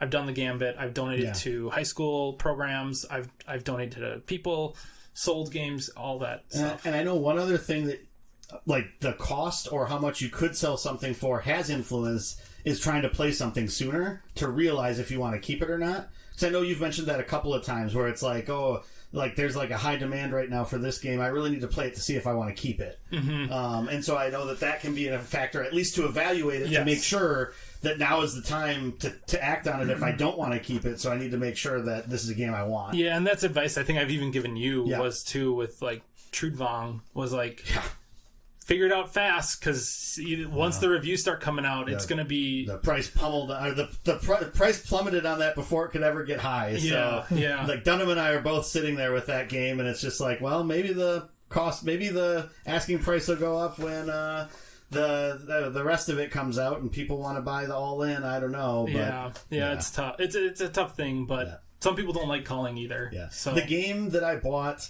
that I near instantly regretted buying, because then a game that was more what I was looking for came up on Kickstarter shortly after that, and so that was Trudvang for me. I don't know if it's not worth selling. I'll try to play it at some point probably, but we'll see what happens. I'd be so mad if I wasted my Kickstarter dollars. It will happen from time to time. Adam, great list. Let's move on to our final topic of the day. For our final topic, we discuss Valeria Card Kingdoms, designed by Isaias Vallejo and published by Daily Magic Games. The game released in 2016. The strategy that went into my list, I had 3 of my all-time favorites: Quarriors, One Deck Dungeon, and Dark Souls the card game. I guess that's relatively strong praise for Dark Souls. I enjoy Dark Souls. 3 games that I know and like and wanted to share with you guys were on my list. So that was 3 of my 10. There were 2 games that I'd only played once and wanted to give another chance: Munchkin Quest and TMNT Shadows of the Past. There were 3 games that I hadn't played yet but desperately wanted to, so that's really my shelf of shame: Valeria Card Kingdom, Tiny Epic Tactics, and Clank. And 2 other games that I just hadn't played yet: Mysterium and Formula D. And I really agonized over my list of 10. Like, Lord of the Rings Living Card Game, that was on my list for a little bit. I thought that would have been an interesting experience for the 3 of us. Also, the Lord of the Ring Adventure game, which we've had forever, never actually played. It goes up to 8 players. It's like, well, let's put this weird and wonky thing on and make an excuse to play it. But it was Valeria Card Kingdoms that won the favor of the randomizer. Valeria Card Kingdoms is a tableau building game for 1 to 5 players that feels familiar for deck building fans. The cards you buy can work for you on your turn and on all other player turns as well. On your turn, you're going to roll 2 dice and activate citizen cards with the result of the die rolled and the sum of both die. So basically, you're buying cards with a value between 1 and 12. You're rolling 2 dice, and if you roll a 2 and a 3, you're activating your 2s, your 3s, and your 5s. And you get resources. You get specific resources if you roll the die. There's a left side and a right side of each card. If you roll the die, you get what's on the left side. If it's someone else's turn, if Burns rolled the 2 and the 3, I would activate the right side of my cards, which is generally lesser resources. Other players simultaneously activate their citizens based on the roll. The active player will take 2 actions following the roll. You can either slay a monster, recruit a citizen, buy a domain, or take 1 of any resource. Then, after so many stacks of cards are exhausted, the player with the most victory points at the end wins the game. Yeah, and I think the other thing that you missed is that you choose from one of 2 dukes at the beginning of the game, and that kind of gives you the framework for what you'll get extra victory points for at the end of the game. So that's kind of telling you what types of characters you want to recruit or what types of domains you want to buy, because the more of a certain symbol is going to give you multiple more victory points for each one at the end of the game. So that kind of guides you down a path to try to maximize more points. That ends up being a pretty impactful decision to make at the beginning of the game. It's essentially a hidden objective, not unlike you get in Wingspan or other games. I haven't actually played many tableau building games. I like building engines a lot, and there's an element of that. Bernsey, what's your experience with tableau builders? So, tableau building games are interesting to me. Some, like Sushi Go Party, can be pretty much entirely about just building that tableau and still be strategic and fun. Whereas, like, other tableau builders tend to be defined by their other mechanics a little bit even more so. Kind of like Takedo and Valeria. You're scoring a lot of your points off of your tableaus, but it's a lot of the other things that you're doing that are helping to buff that, kind of, so to speak. Which I think is interesting also. Takedo is a great game. I enjoy Takedo a lot. Anyone who hates it with a burning fiery passion is wrong and shouldn't be allowed to play games anymore. And the funny thing is, you're not being hyperbolic about that. Like, the 2 or 3 other people that we played with like actively hated that game the entire time we played it. Yeah, they did. They're like, yeah, when do we get to roll dice and chuck people? I'm like, here, buy some sushi. Yeah, stop at this hot spring. Relax for a while. Take a picture. Chill out, dude. Go pray at the shrine, dang it. Yeah, there's all kinds of different board game experiences out here. Heaven forbid you try to like introduce a new palate cleanser, or even worse, how dare I introduce like a taste breaker. Tokaido's a great game.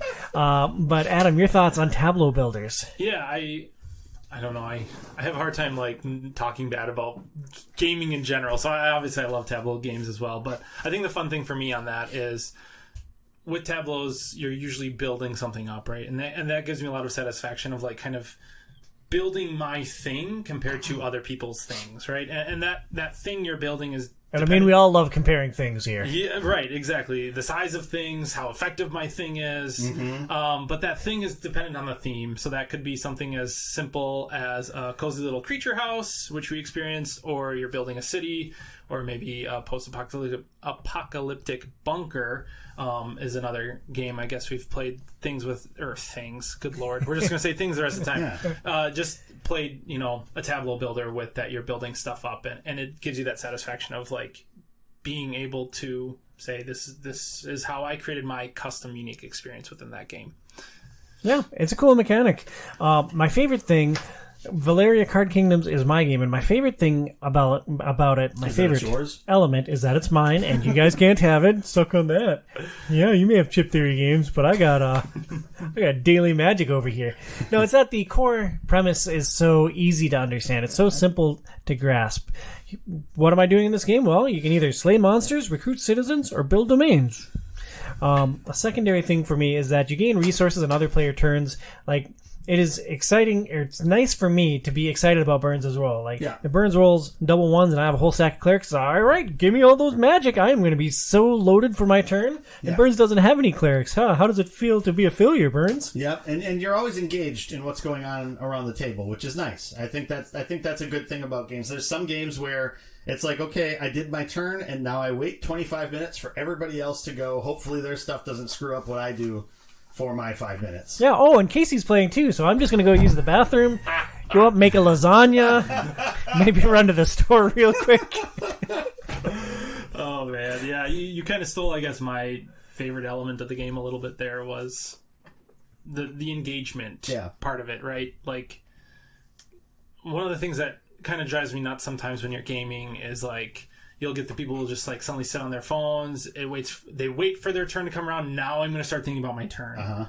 Where this, it's like you kind of have to be involved. Otherwise, you're missing out on resources if you're not paying attention to the rolls, right? You have to be gathering that stuff on other people's turns. And I think that's a huge underrated mechanic in games, making that interactive experience the whole time, keeping everyone engaged. And honestly, I think it speeds up games because people are now engaged and they're constantly thinking about their turns as well. I agree. And that is my biggest pet peeve in gaming, and it is not close when someone is not thinking ahead about their turn. Like, you don't always know how the cards are going to fall leading up to your turn. And like, I like to poke a lot of fun at my friends Casey and Adam for being deep thinkers, and it's fine. That's how they process information. Like, I'll keep poking fun at them, and it's fine. I bear them no ill will. But if somebody is like dicking around and then it comes to their turn, it's like, oh yeah, how does this game work again? It just drives me crazy. And like, there's a lot of people that I want to play games with. Like, I do not need to play with people who waste my time. One thing that I thought is a big strength of Valeria is that it's very easy to onboard people. I played this game now with several different groups of people. We played different expansions. Just today, before jumping onto the podcast, we played an entirely new expansion that makes it a cooperative experience. Strips out a lot of things like the Duke's Joey was talking about. It strips out a lot of things that other expansions have added just to make it a completely different experience. And even though it was mostly different from Valeria, core elements were the same. We were slaying monsters, we were recruiting citizens, and we were trying to accomplish one specific objective that a book set out. And I think that it's just so easy to get people on board with Valeria that I think it's probably this game's greatest strength. For sure. I really like, I'll just keep going on that one. I really like that. It's not too heavy. Like you said, quick, engaging, getting people on to the game. And honestly, like, I only played one co-op experience, but I almost am leaning towards liking that co-op experience more, and I would definitely be interested to see how that storybook kind of progresses through. It's fun.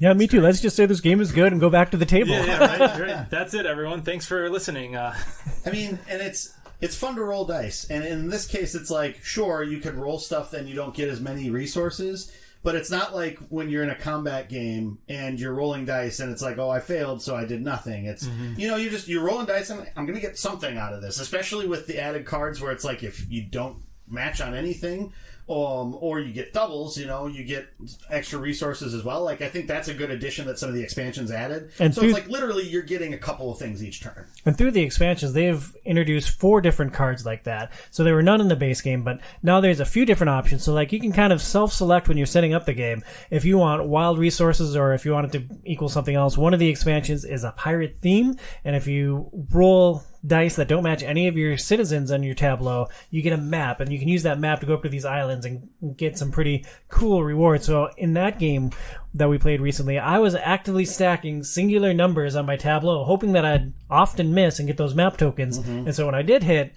it's like jackpot. It's like, all right, let's reel in all these resources. But even if I do miss on all of my citizens, like, all right, well, we'll get a map and we'll just go steal that big pile of magic that's sitting up on the cursed island. Yeah. I think rolling the dice is just fun. And yeah, the fact that you're engaged all the way through with what everybody else is doing, I think is also super helpful. And I think like you're not just engaged with like the dice rolling, but since you're all pulling from the same areas, you have to be paying attention to like how close is this stack getting to being gone. And the way the end game triggers, there's stacks of citizens, monsters, and domains. If twice the player count number of things, the stacks get exhausted, the game ends. So we were playing a 3-player game today. So if 6 stacks get exhausted, game ends. If all the monsters get slayed, game ends. If all the domains get built, game ends. So as Burns said, like you need to pay attention to what other players are doing, because like if you see someone like intentionally trying to short stack, like they might feel like you're sitting on a big stack of victory points, and you might need to take action to try to either prolong the game or really double down to try to focus your efforts to bank as many victory points as possible. Yeah, I think also with Valeria, I guess these 2 strengths that I have are kind of combined, but the iconography on the cards is clear and it makes sense. So it's like they're very specific symbols for what everything is. This is what the die value is. This circle is what type of creature it is. That connects to all these other cards that you're getting that are matching that symbol. So that's like in a Tableau game, that's like super important to be able to clearly see what all of these are.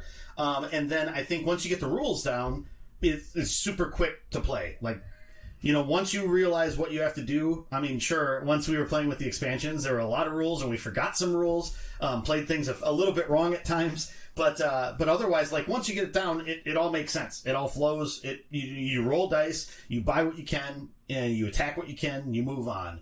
And I think that's one of the other, like, really big strengths of the game is just how, like, that core gameplay loop works.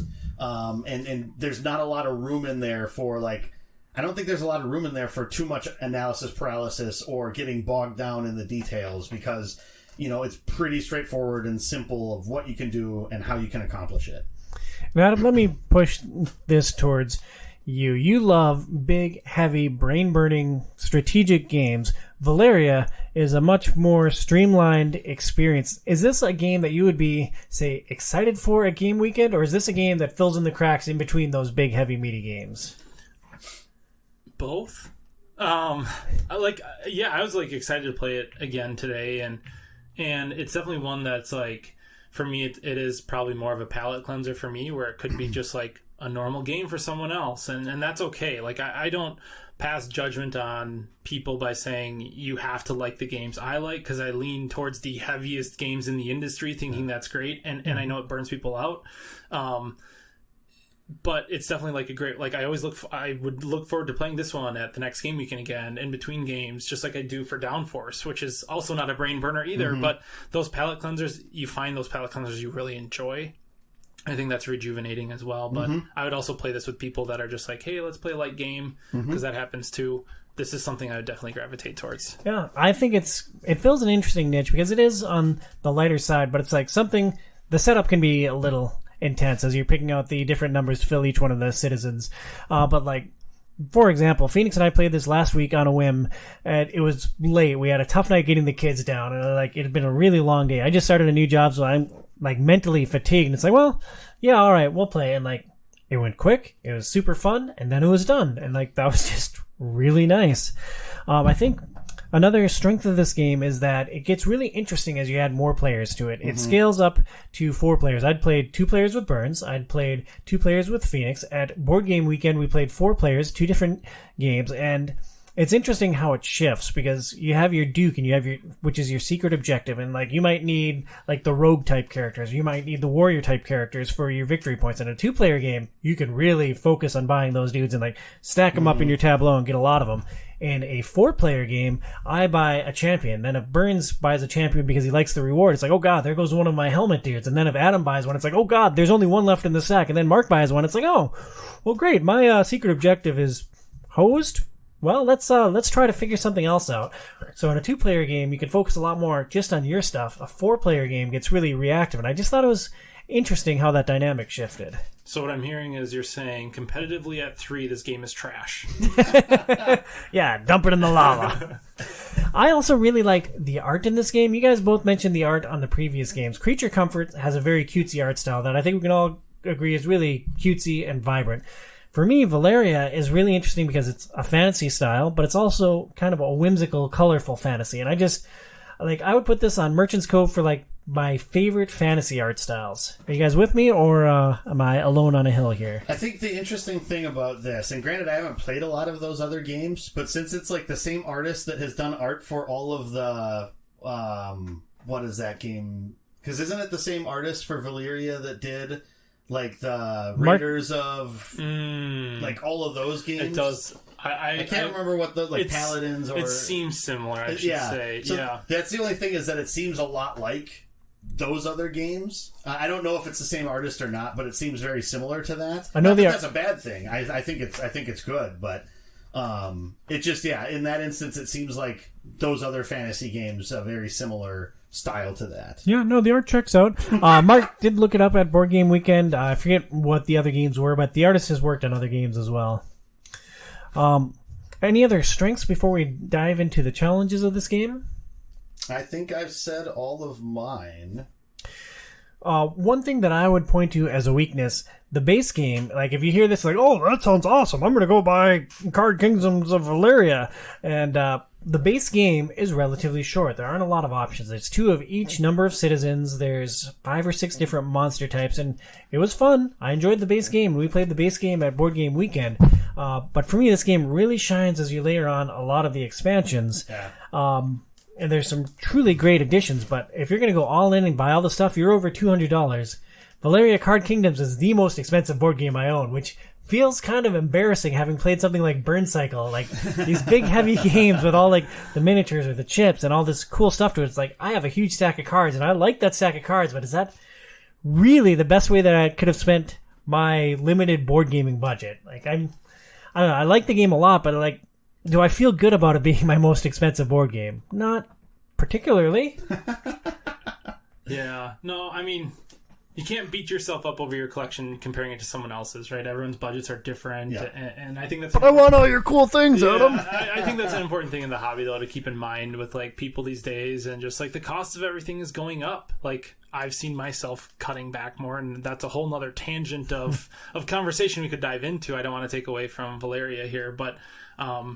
I just, don't beat yourself up over your collection comparing it to someone else's. I would say if you enjoy the game for what it is, don't look at the cost of it. Mm-hmm. And maybe look at it this way. Like, I have large games similar to Burn Cycle that are actually twice as much. I've paid $400 or $500 for a game and I haven't played them yet. So my play to cost ratio is horrible. And how many times have you played Valeria, right? So if you want to break it down, you could break down plays to cost and actually find out what you're getting for value wise if you want to do it that way. I know some people do that. But in terms of weaknesses, really quickly, I guess, getting back to the topic at hand, I think we're all pretty on a similar vein here. I think we all enjoyed it for what it is, and there's not a lot of weakness that we've found in this game specifically outside of maybe the base game getting a little vanilla after a while. Yeah, because I think if you're going to buy it, you would want to at least get 1 or 2 of the expansions. Maybe you could play the first game a little bit once it gets once it gets a little dry or a little stale,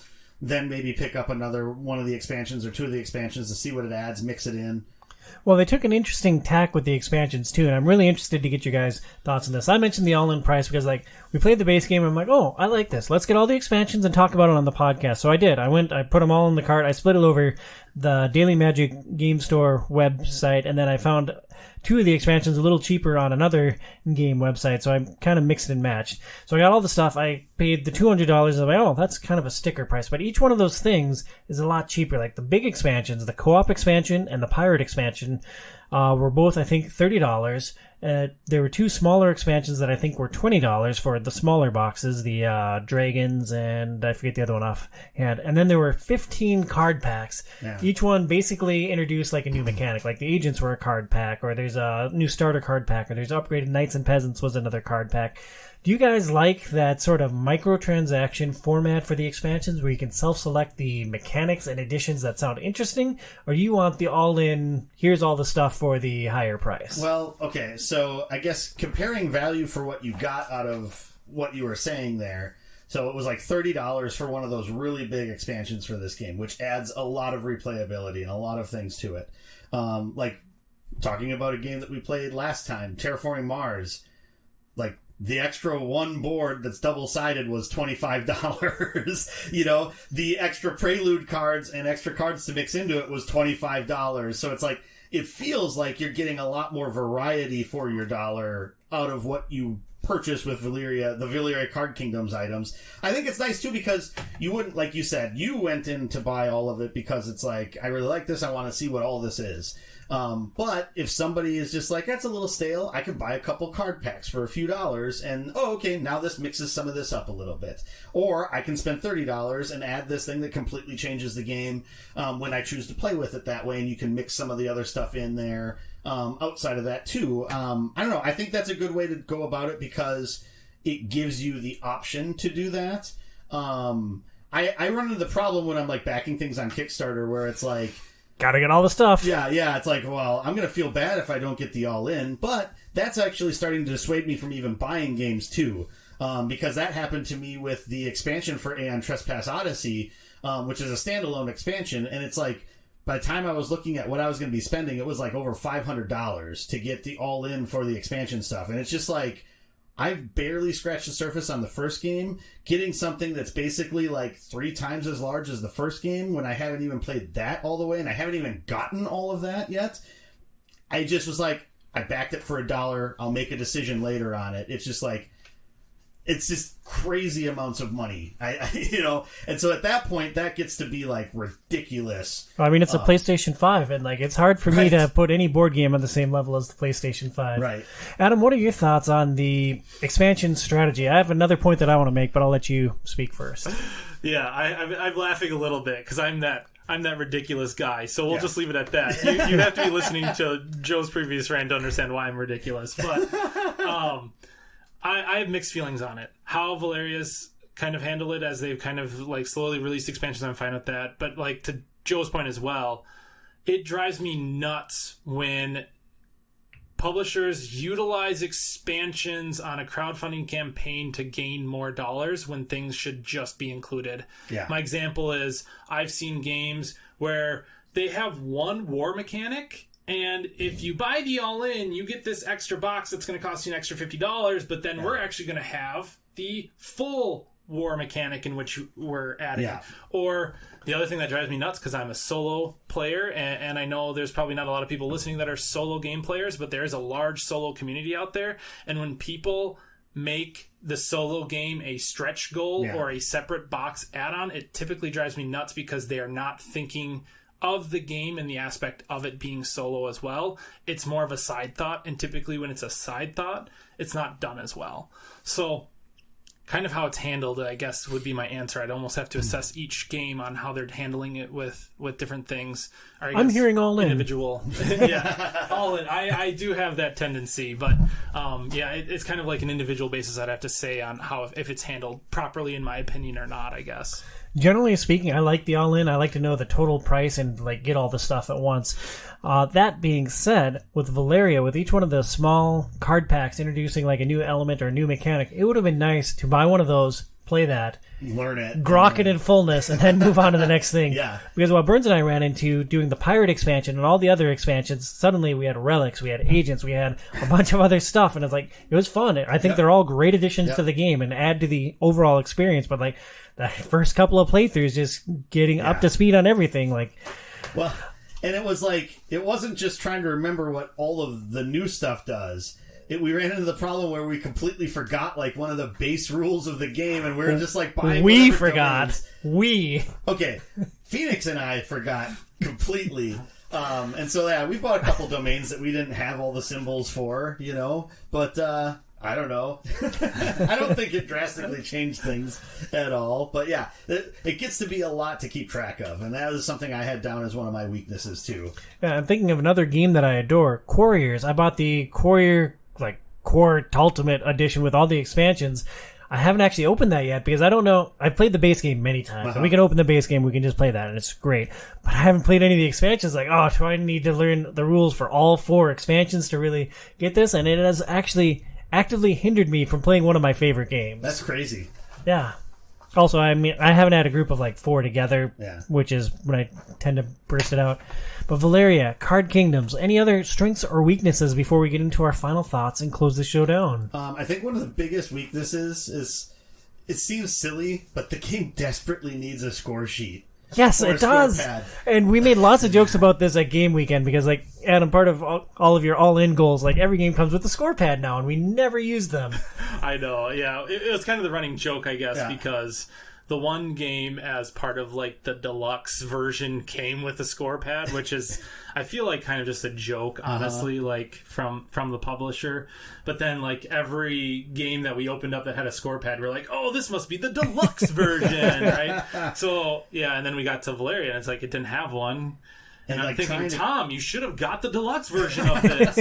But no, it is a game that could definitely use. There's so much you're adding up, and you're trying to stack up all of the 5 times or 10 times chips for your victory points. And there aren't enough for 3 players. For everybody to be doing that. And so, basically we resorted to using our phones, which you can do. I hate doing that, though. Something like this would be really good to have a score pad. You go across for what everybody makes off of one thing. The game, I feel desperately needs that. And one quality of life thing, if you are going to go all in on Valeria Card Kingdom, for the last 2 expansions for Crimson Seas and Darksworn, there is a neoprene double-sided playmat. I consider that a must-own because it has the slots for everything, including all of the expansion content. So if you're interested in playing this game and playing the big fancy expansions that dramatically change the game, make sure you get that playmat too. I don't think it was crazy expensive. I think it was $15 through the Daily Magic web store, and just for neoprene mat, that's not a bad price at all. Especially because they're relatively decent sized neoprene mats too. So I think one of the other sort of big knocks I have.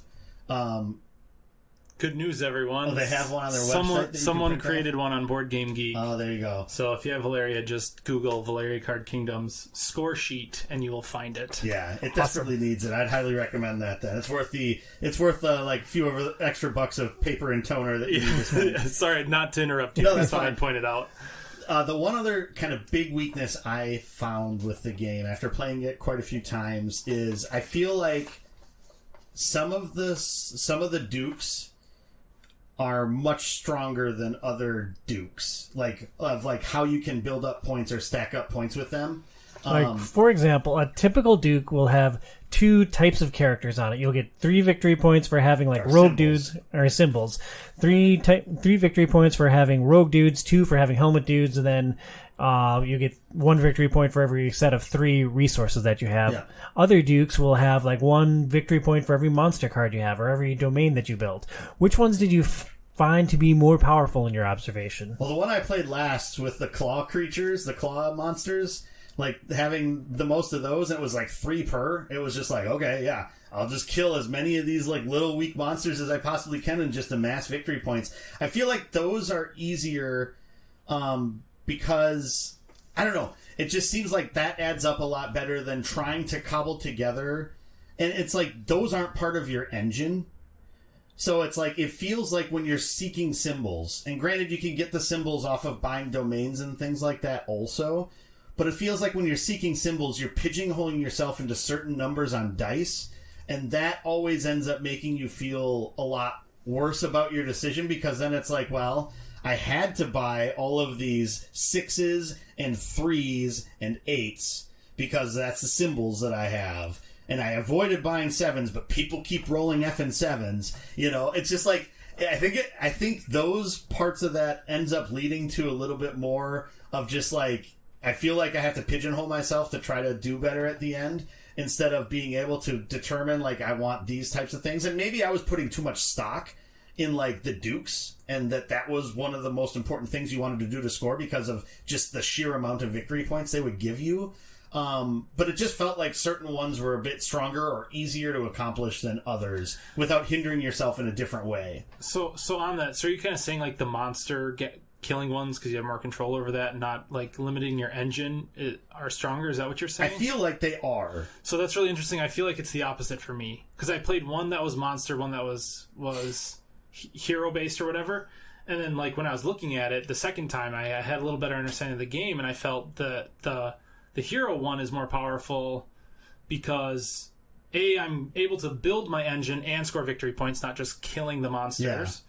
Yeah. And then B, you're also able to trigger those same icons off of domains where the creatures have different icons, right? Right. So I feel like I was able to double down. Now, you've played it more than I have, so maybe my opinion would have changed. But from the two plays that I played with that specifically, I felt it was the opposite. See, for me, it just felt like the symbols always were that much more like hindering on like what numbers you wanted to expand, right? Mm-hmm. And so it's like when you're locked into certain ones, and especially like the holy symbol, where it's like those are usually like the 1s and the like 9s and 10s. Not usually, always. Yeah, and so it's like if that's like your symbol, you're getting these dudes that don't always roll a lot too, and so it's like you feel like you're putting yourself in a spot that I don't know, and maybe it's just all a construct in my head because of how the games worked out when I played as those ones versus other ones. Maybe it's like a play style thing. It could be, but it just seems like certain ones tend to be more tricky, and the fact that you get 2 and you have to pick 1 at the beginning of the game, it really starts to pigeonhole your decisions as to, okay, well, this is what I have to try to focus on. I'll see if I can make it work. And it's interesting in your last game because you were focused on monsters, but specifically the lower tier monsters. Yeah. You benefited from playing with me because I tend to get fixated on my thing and do what I want to do, and I had nothing to do with monsters. I was trying to sail, gather those resources, and buy as much stuff as I could with those resources. So like I wasn't competing with you for monsters at all. Like I knew that I could steal a monster from you at some point, so like I was just waiting for you to slay like a boss monster, and then I randomly took a monster from you and got one of the low level ones, which hindered you to a degree, but not as much as I wanted. Yeah. But you also got to double down because not only did you get your Duke victory points for monsters, but you also got the victory points on the monsters themselves. Monsters themselves, yep. Yeah, that was valuable. Yeah, because I think that's the other aspect of it too. Whereas if it's like if you want to focus on getting certain resources, but hey, those aren't the symbols that your Duke has, where you're like, okay, well, I either gotta play the way I want to play, or I have to play towards what the Duke is. And so that's where it just sort of feels like it's a little bit hindering depending upon which one you get. But maybe you don't have to put a lot of stock in that and just try to get victory points the way you want to anyway, and you'll be okay. But I feel like in order to win, you have to really maximize that as well as a lot of your other aspects. So, and Bernsey, I feel like you went on a journey on this game with me because I think the first playthrough you were openly hostile towards it. You did not seem to enjoy our first playthrough. We played it twice, and then we played it twice more at Board Game Weekend. Then you came over and played the expansion stuff with me one time, and then we played the co-op thing this morning. Is it safe to say that your opinions changed from that first playthrough? So the first game we played of it, like I was like, this sucks. Because I could tell you had certain ones, and like that got rolled over and over and over again. It was 7s. The 7s, and it was just like I had a 7, I got some benefit on it, but you got triple the benefit off of it. Yeah, I had rogue dudes too, so like it all played into my Duke card, which is why I specifically bought those. Right, and then it's like the ones I was focusing on didn't really get rolled that much, and so that's what rolled into that opinion of that aspect of it too. It's very possible. The second game, it felt like I had a lot more control over like how I could focus and how I could do things. And so, it definitely changed. Like after that first game, I was just like, okay, maybe I'm just not going to like this game. And then when we played the second game, I was like, okay, now I can kind of get how this seems to work a little bit more. So yeah, I think I'd play the game. Like if you ever said, "Hey, let's play Valeria," I'm like, yeah, I'll play Valeria. Yeah, heck It's yeah, lots of fun. play So Valeria. and now there's lots of different ways that we can play it, which is even more cool. Yeah, Adam, your final thoughts on Valeria Card Kingdom? Yeah, I think it's a great game. I think people have picked up on that from us, kind of saying a lot of great things about it. I guess kind of in perspective, it's very similar to another game I have called Space Base. It has the same like dice rolling mechanic where you're able to trigger off someone else's turn, so it's nice that you're keeping people engaged.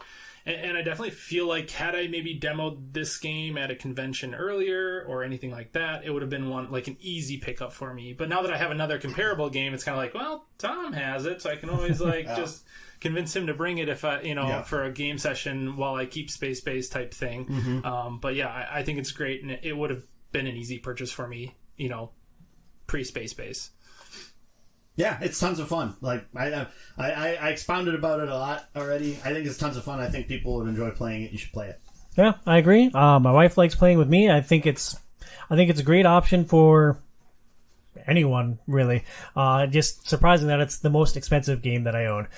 Before we wrap up, let's share just one final thought about how we feel about addressing each one of these games off of our shelf of shame. Adam, we played Creature Comforts off of your shelf. Final thought on just the experience of finally getting this game to the table and sharing it with us. He's already sold it. Yeah, it's gone. I found someone online already while we were recording.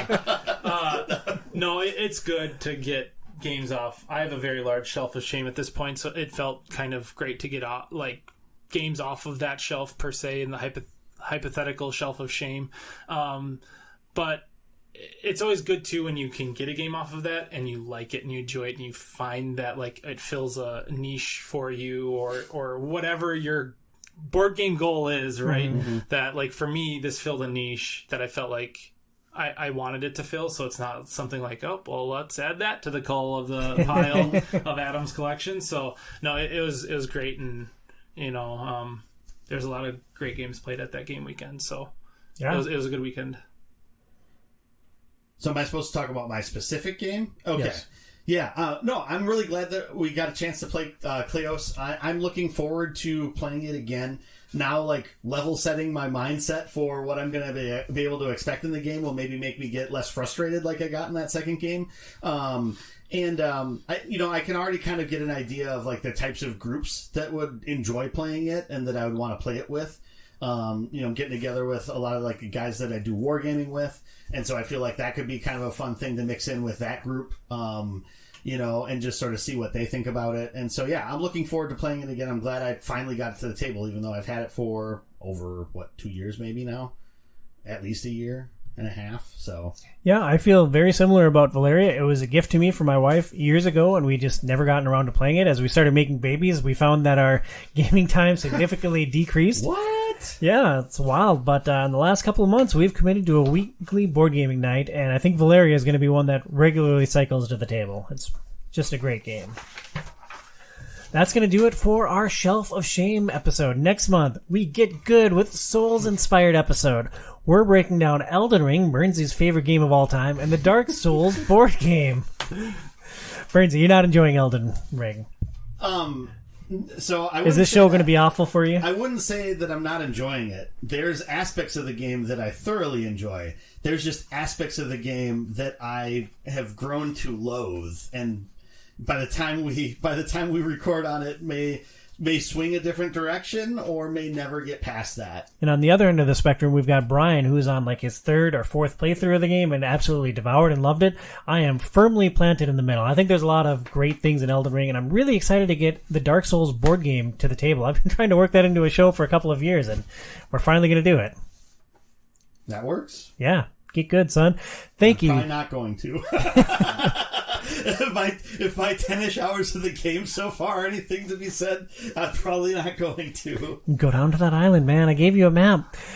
Thank you so much for listening to this episode of Outside is Overrated. Please support our show on Patreon at patreon.com/OIO. For Adam at Ox's Auditorium on Instagram, and for the Hobbybox Joe Burns at HobbyboxBurns on Twitter and twitch.tv/HobbyboxBurns.